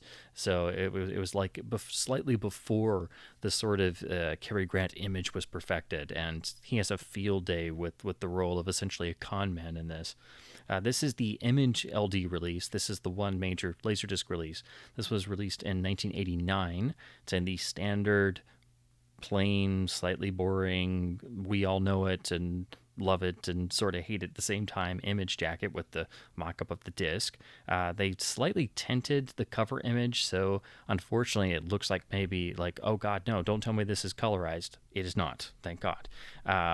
But again, most black and white films in this era on video, and still to this day, when they make the new covers, they usually add color or, colorize black and white stills anyway. So of course, this is still designed around tape dimensions, as all image discs are, and it is from '89, so they have the digital sound logo here, so you get the PCM mono, but it's still early enough that they were still using the CD video logo, which it's always cracked me up that they were using this, whereas you see CD video and you automatically think the little tiny, single CD music video LDs, where it's a 7-inch LD, and it's basically, in a jewel case or a digipack like you would get a CD single. So I don't know why Image put CD video logos on a lot of their discs in the 80s, but they just did. This is just a wonderful looking jacket for a plain Image disc. Beautiful stills, and this copy is still sealed, so it's in immaculate shape, and it doesn't have a punch out, whereas most Image discs, when you get them, or at least in my experience, almost, or at least the vast majority of Image titles I have, they've got a punch out somewhere in the upper corner, indicating they were a clearance title or it was a closeout title that hadn't sold. So they, would put take a hole puncher and just hole punch through it. So it's really cool to have a Image release that doesn't have one of those. I'm interested to see how this compares to the DVD that's in the Katharine Hepburn set. It's just one of those great, truly weird, quirky 1930s films. It doesn't always sit well with everybody. I've showed this film a number of different times, and it seems to be one of those people either love it or they hate it. But it's endearingly quirky, and I've always loved it for that. And of course, if you're a Cary Grant or Katharine Hepburn or George Cukor fan, it is an absolute must. So this is just finally checking off another title that I've always wondered what the LD was like. Next up, under Stanley Kramer, is, of course, the MGM UA Laserdisc release of The Defiant Ones, which is the great classic film of racial tensions with Sidney Poitier and Tony Curtis. If you've never seen this film, it really is a must.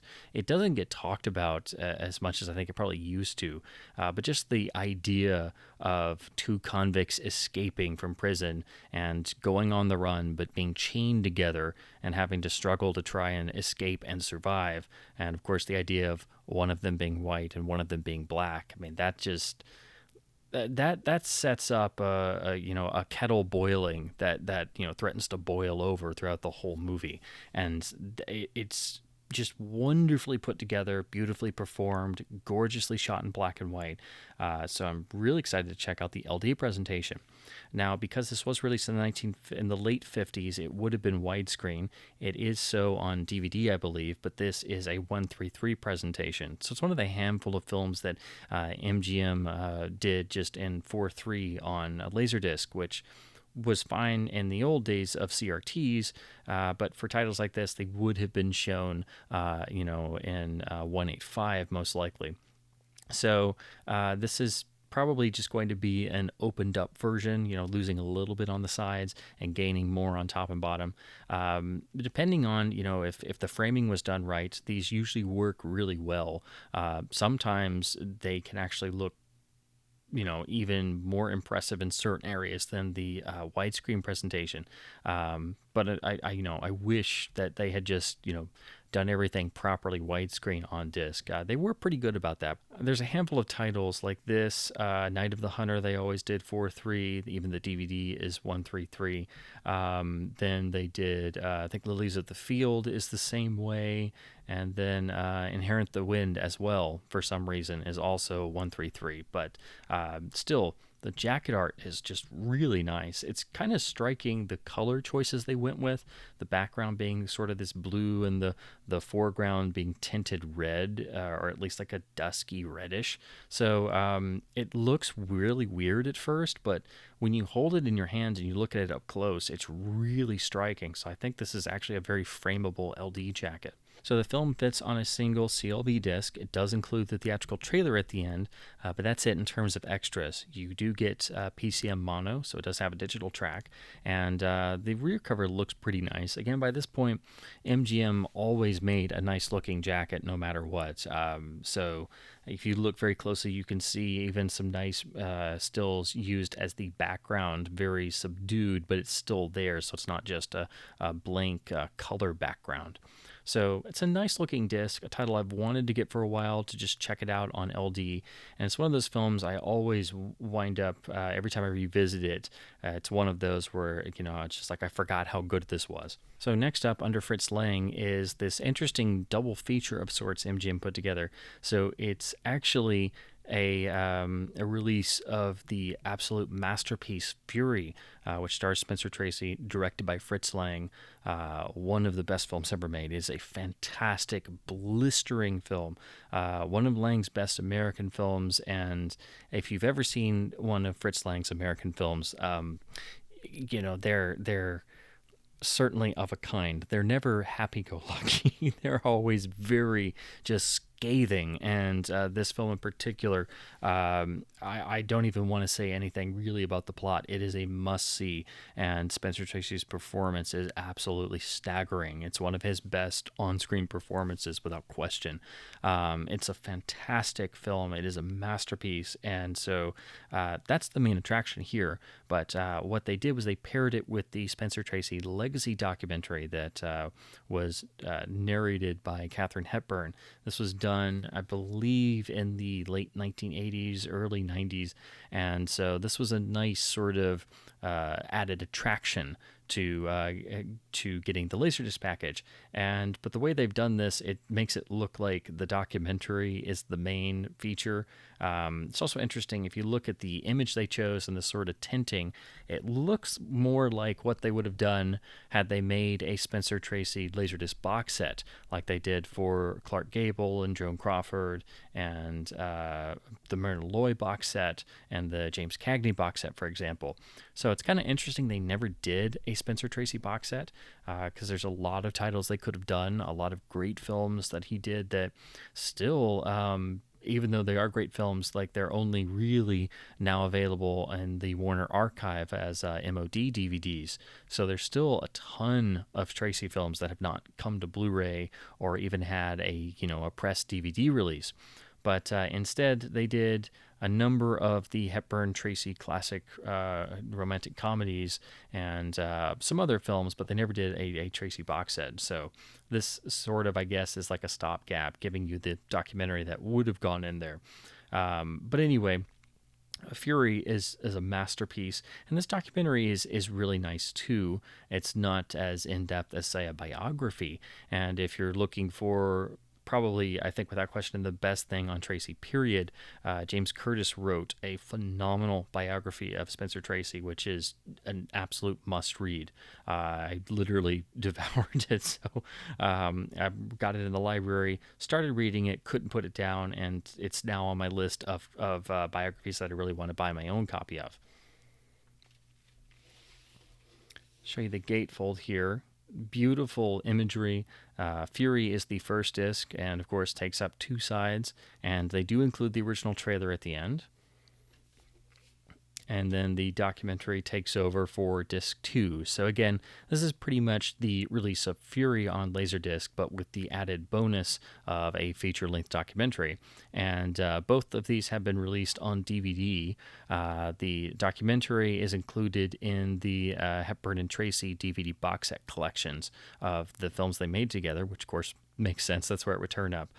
Fury was released on DVD in the controversial Classics box set that Warner Brothers did, which is how I finally got to see it, but that has been out of print for years. I think you can still track down the DVD if you look really hard.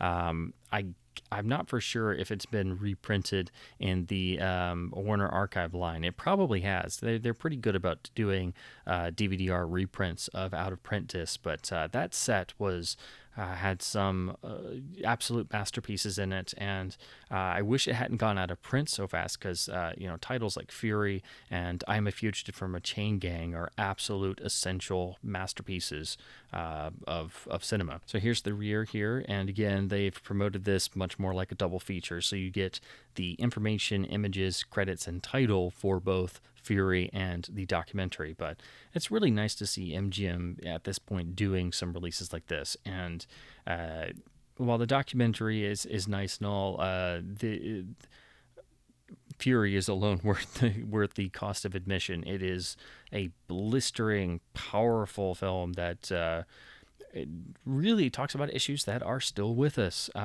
particularly in this era. So it is a must-see. Next up, under Joseph Mankiewicz, is the fantastic picture A Letter to Three Wives from 1949. This is a Fox title, and really one of the films that Joseph Mankiewicz made when he'd really kind of gotten on a roll, and it would really culminate with his great success on All About Eve in 1950. So this film often gets overlooked, but it's really well made. And what's interesting is all of the lead female characters are really well drawn and are from sort of they're the different aspects of from different walks of life basically. And it's also interesting to see one of the leading male roles is a nice early-ish showy piece for Kirk Douglas. So this is a great essential film for Kirk Douglas fans because, of course, he had done a number of films before this, particularly Out of the Past and Strange Love of Martha Ivers, but this was a really nice showpiece for him. And then, of course, along came Champion, which made him a star overnight practically. But anyway, this is a film I really enjoy going back to. Joseph Mankiewicz is a supremely underrated talent, and not only as a director but as a producer and as a writer, which is where he started, and of course being the brother of Herman Mankiewicz and being part of the phenomenally unbelievably talented Mankiewicz family. He wasn't just going to make films that were run of the mill. This, of course, came after was probably my favorite film of his, which is Ghost of Mrs. Muir, which is, that's one of those films you see and you need the 5 boxes of tissues at the end. And of course, he really was the person who probably helped Vincent Price come up with his screen persona in Dragonwyck, which was before this as well. But I'm really excited to revisit this film, and this is the CBS Fox, or should I say Fox LD.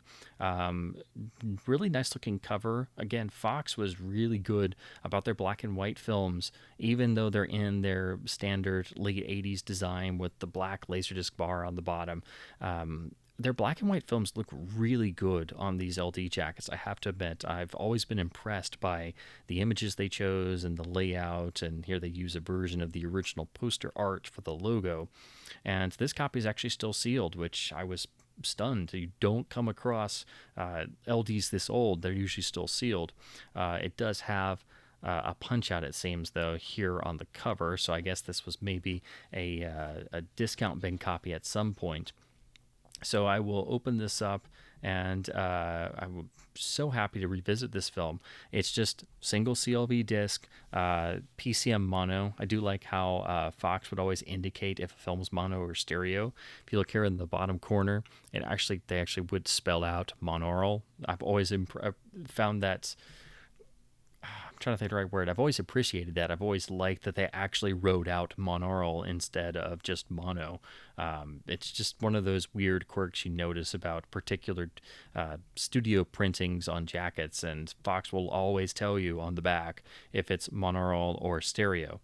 So there's no extras here, but you do get a nice little bit of liner notes. You get a paragraph about the production of the film, which Fox was pretty good about giving you at least a little bit of something about the film outside of the just general blurb.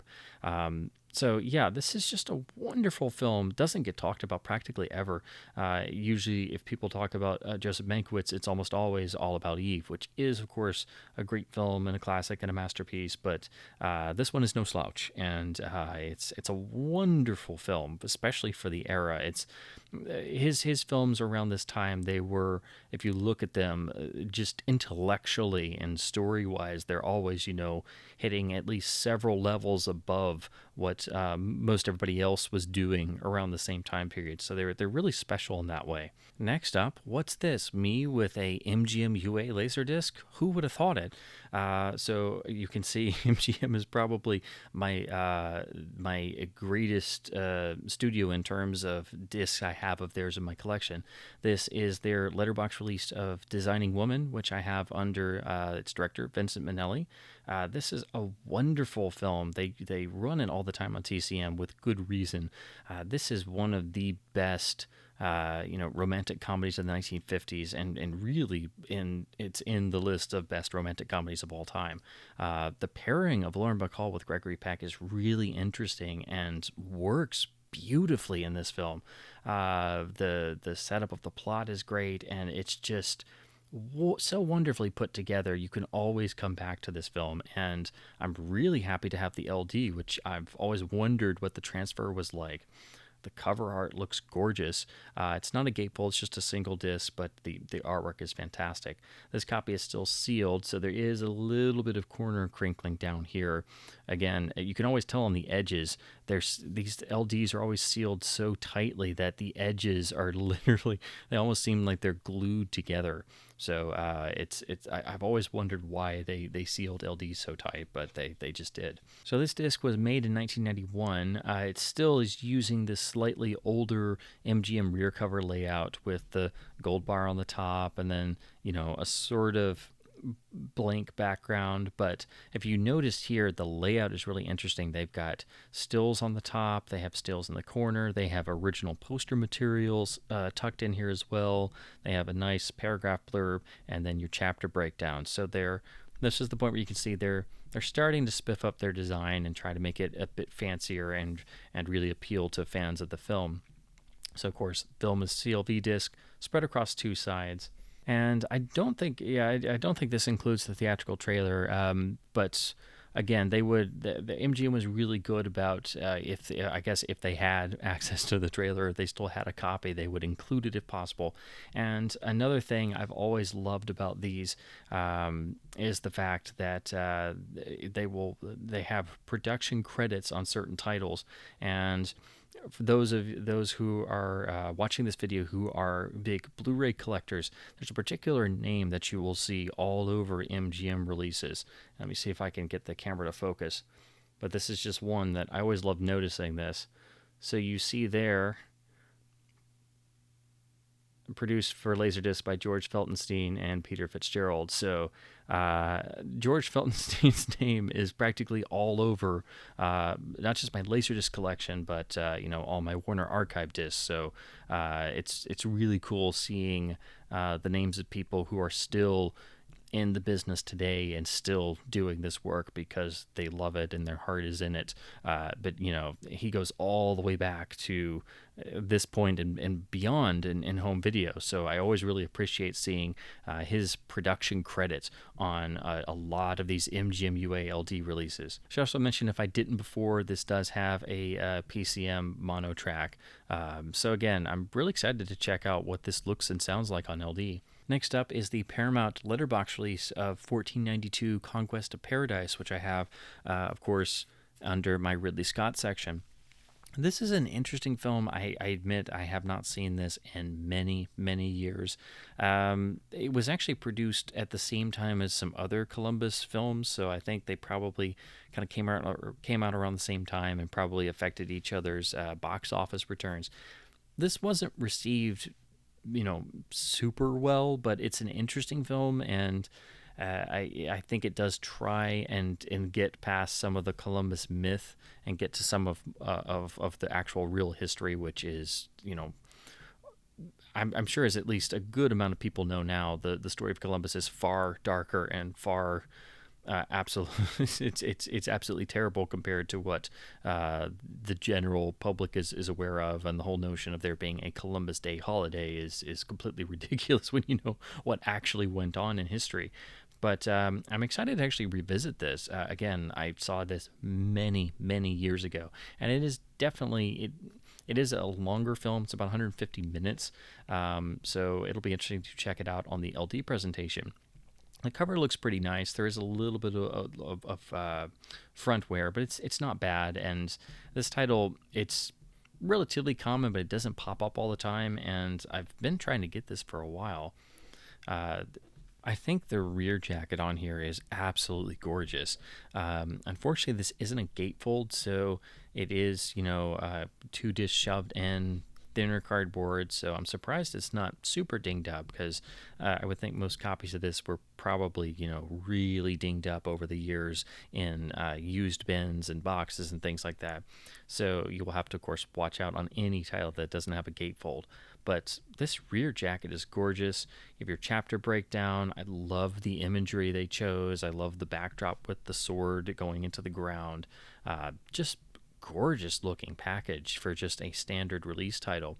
It is PCM sound Dolby Surround encoded, so you can play back in Dolby Pro Logic, which of course is how most people, well, that's how the film would have played in 1992 in Dolby Stereo SR in theaters. There's no real extras here, so it's pretty much just letterbox transfer, Dolby Surround stereo, and that's it. But I really like this package, and I'm actually looking forward to revisiting this film and finally checking out what the Paramount LD looks like. Next up, under Robert Wise, is The Musical Star with Julie Andrews. This is a film I've never actually seen. I've seen pieces of it, and this is a really interesting LD from Fox. It's from 1995, and this is actually a brand new master and a reconstruction of the large format roadshow extended version of the film as it was originally premiered. So it was a brand new digital transfer done back in the day with a brand new audio transfer from the original 6-track magnetic mix. So it's an LD you definitely don't come across all the time, and I was surprised to find it with these others. This one's actually still sealed, so I will have to open this really quick.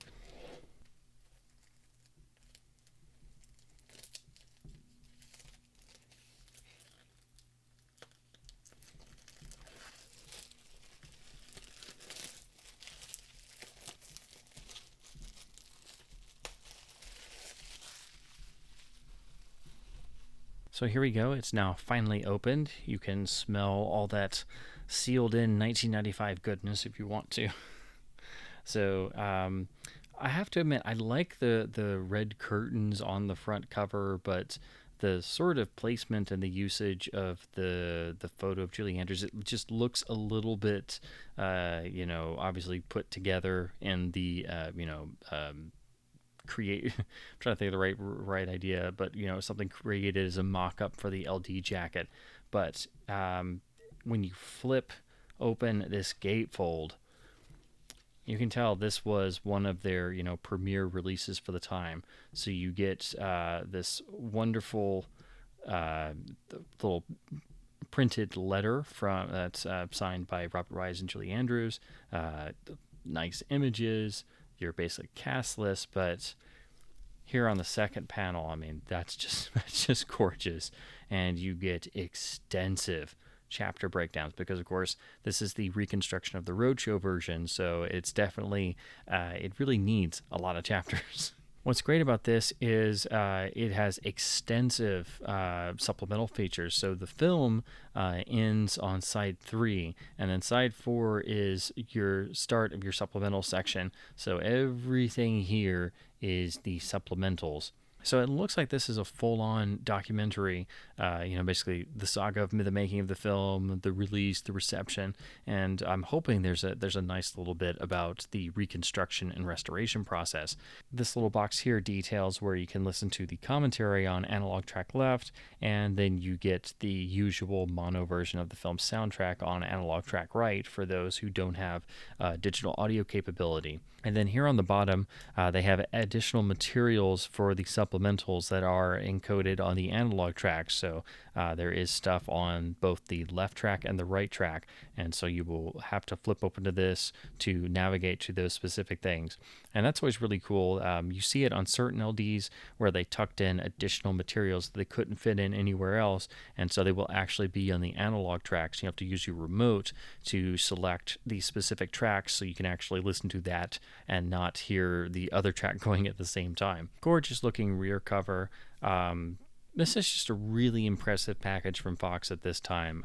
It's just a fantastic looking LD. I've wanted to pick this up for a while because I knew it was a pretty fancy special edition from them, and it does not disappoint. So again, this will be a first time seeing this film for me in its entirety, and I'm really happy to do it on this deluxe LD package.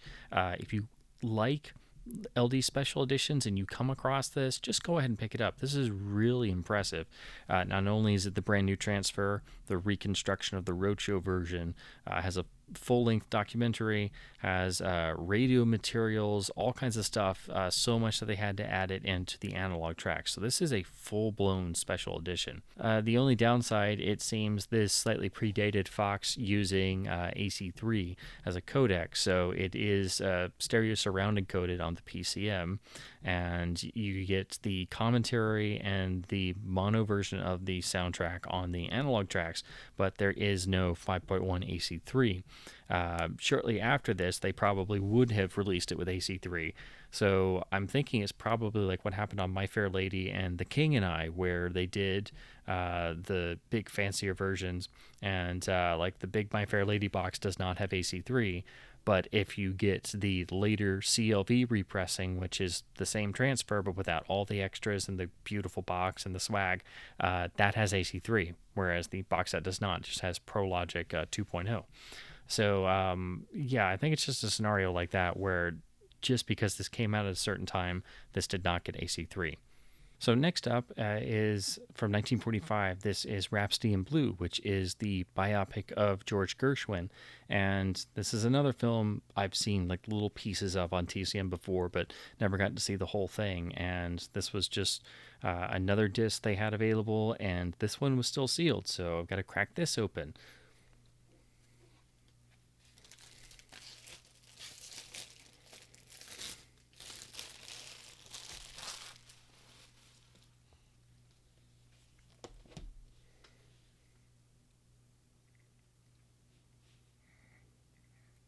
And smell all that 1991 MGM freshness.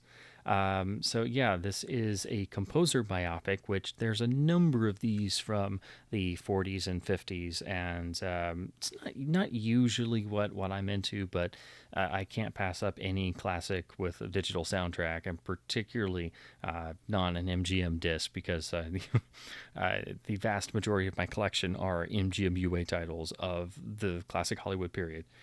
So I really like what they did with the cover here. I like the image layout, the stills they chose, the color uses. Of course, this is black and white, but it just looks really great. And of course, the background is blue because Rhapsody in Blue.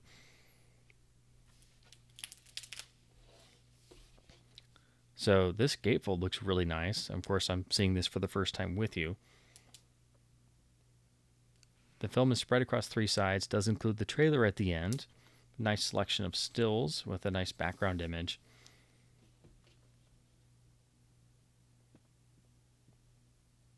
So here you get this wonderful write-up about Gershwin, the film, its production, its historical accuracy being in question, as a lot of biopics were, especially at this time period. But it's a really nice little write-up, and much more extensive than what you typically see on MGM UA discs from this time period. So here's the rear. Again, just a really nice package, and I'm actually very interested in seeing this on LD now.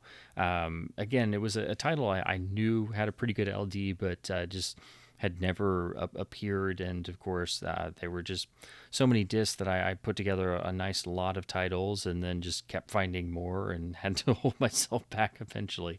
So yeah, I will finally be able to see this in its entirety on this LD pressing. So next up is the THX CLV reissue of The King and I. This came after the lovely anniversary box set that I actually would like to pick up because it's a really nice LD. But the reason why I wanted to get this, it's definitely on the uncommon side. This is actually a very late release.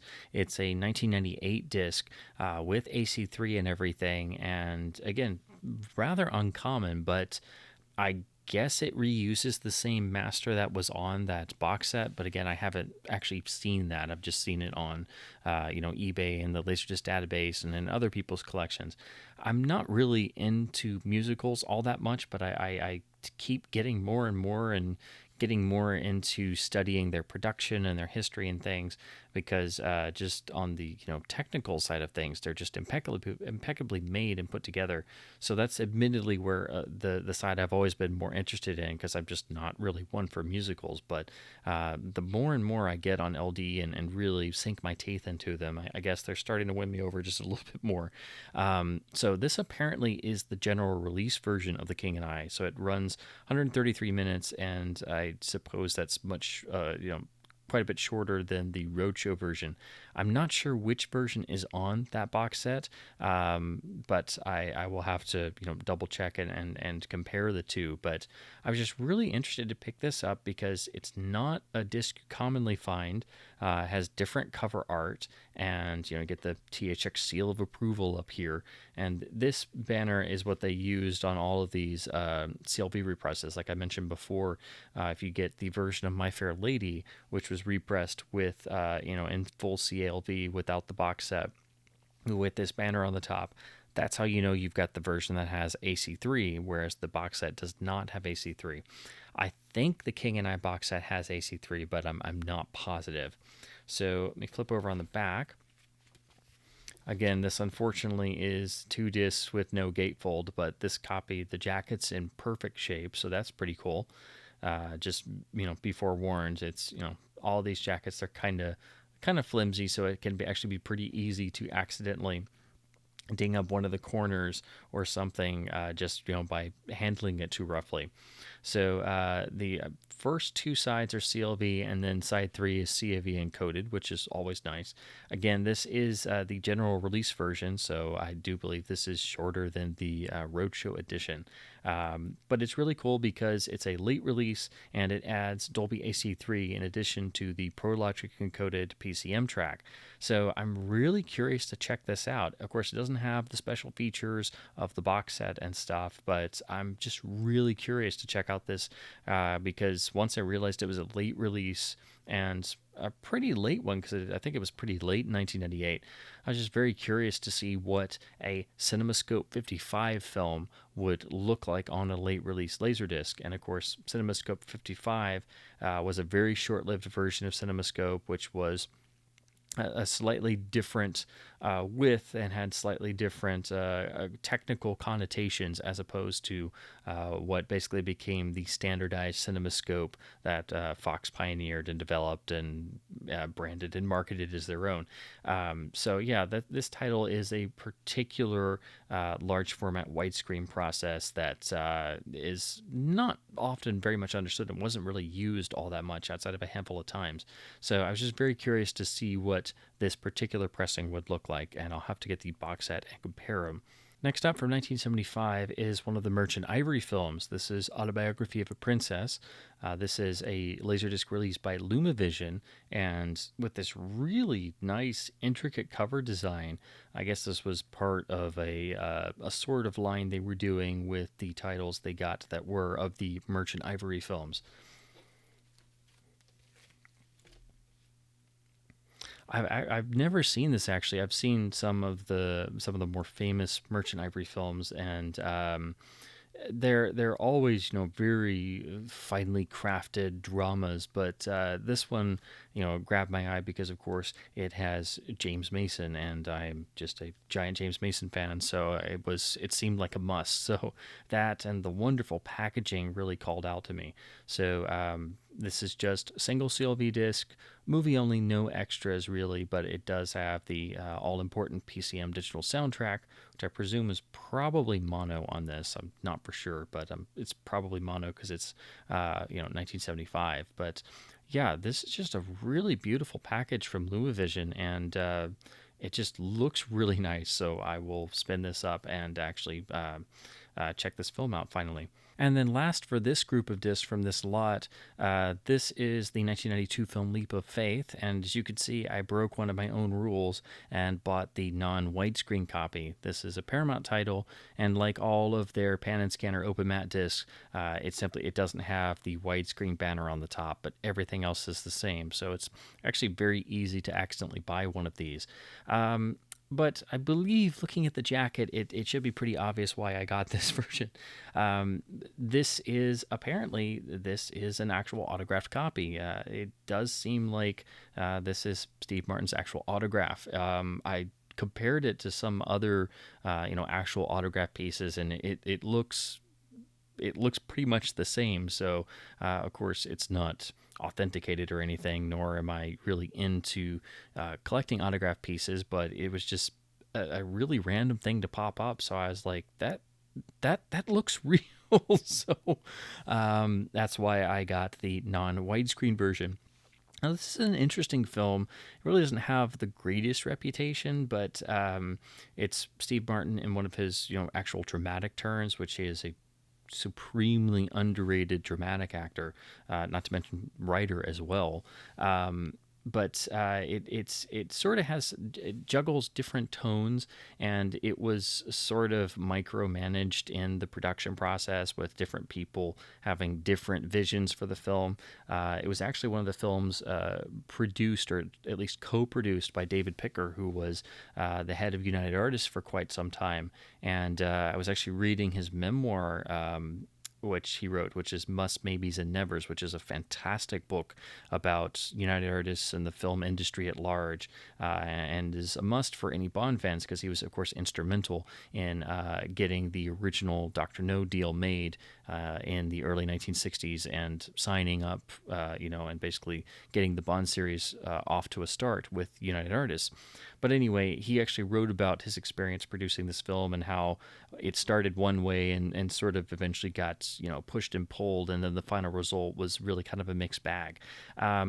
Which makes a lot of sense because every time when I first saw this, I thought it had good ideas and Steve Martin was great as this sort of con man character, but it didn't really work, and there was some sort of sappy saccharine stuff injected here and there. But it's still kind of an interesting film, and I just recently saw a chunk of it. It was playing somewhere.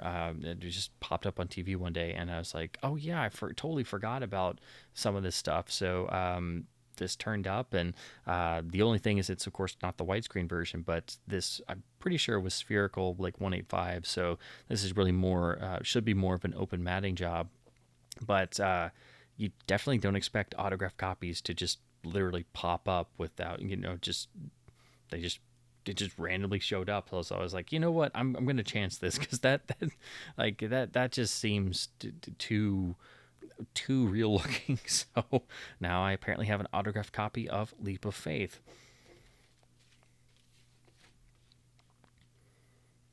So here's the rear. Again, the jacket looks really nice. The PCM is Dolby Surround encoded. This being a '92 film, would have been Dolby SR in theaters. So it's just movie only. It's the standard Paramount release, and of course the widescreen version would actually be properly letterboxed. But this is I really enjoy Steve Martin when he does much more intelligent, and especially the dramatic roles that he does every once in a while, which it seems like it's been a very long time nowadays. But it's like any of the great comedians. I always really appreciate their dramatic turns, even if the overall films are not always the best. It's just something about when you see people like this, really, go and do something that isn't their normal comedic forte. So that does it for this particular video of my newest batches of Laserdisc added to the collection. This, of course, is part one of at least probably two parts I'm going to split this into, so that way it's not a video of epic proportions. So as always, thank you so much for watching. Hopefully you found some cool discs to look for to add to your own collection, or titles you've maybe been trying to get for yourself, or remind you of discs to pull off the shelf. So with that being said, look for the second part of this update coming pretty soon, and as always, keep your physical media spending.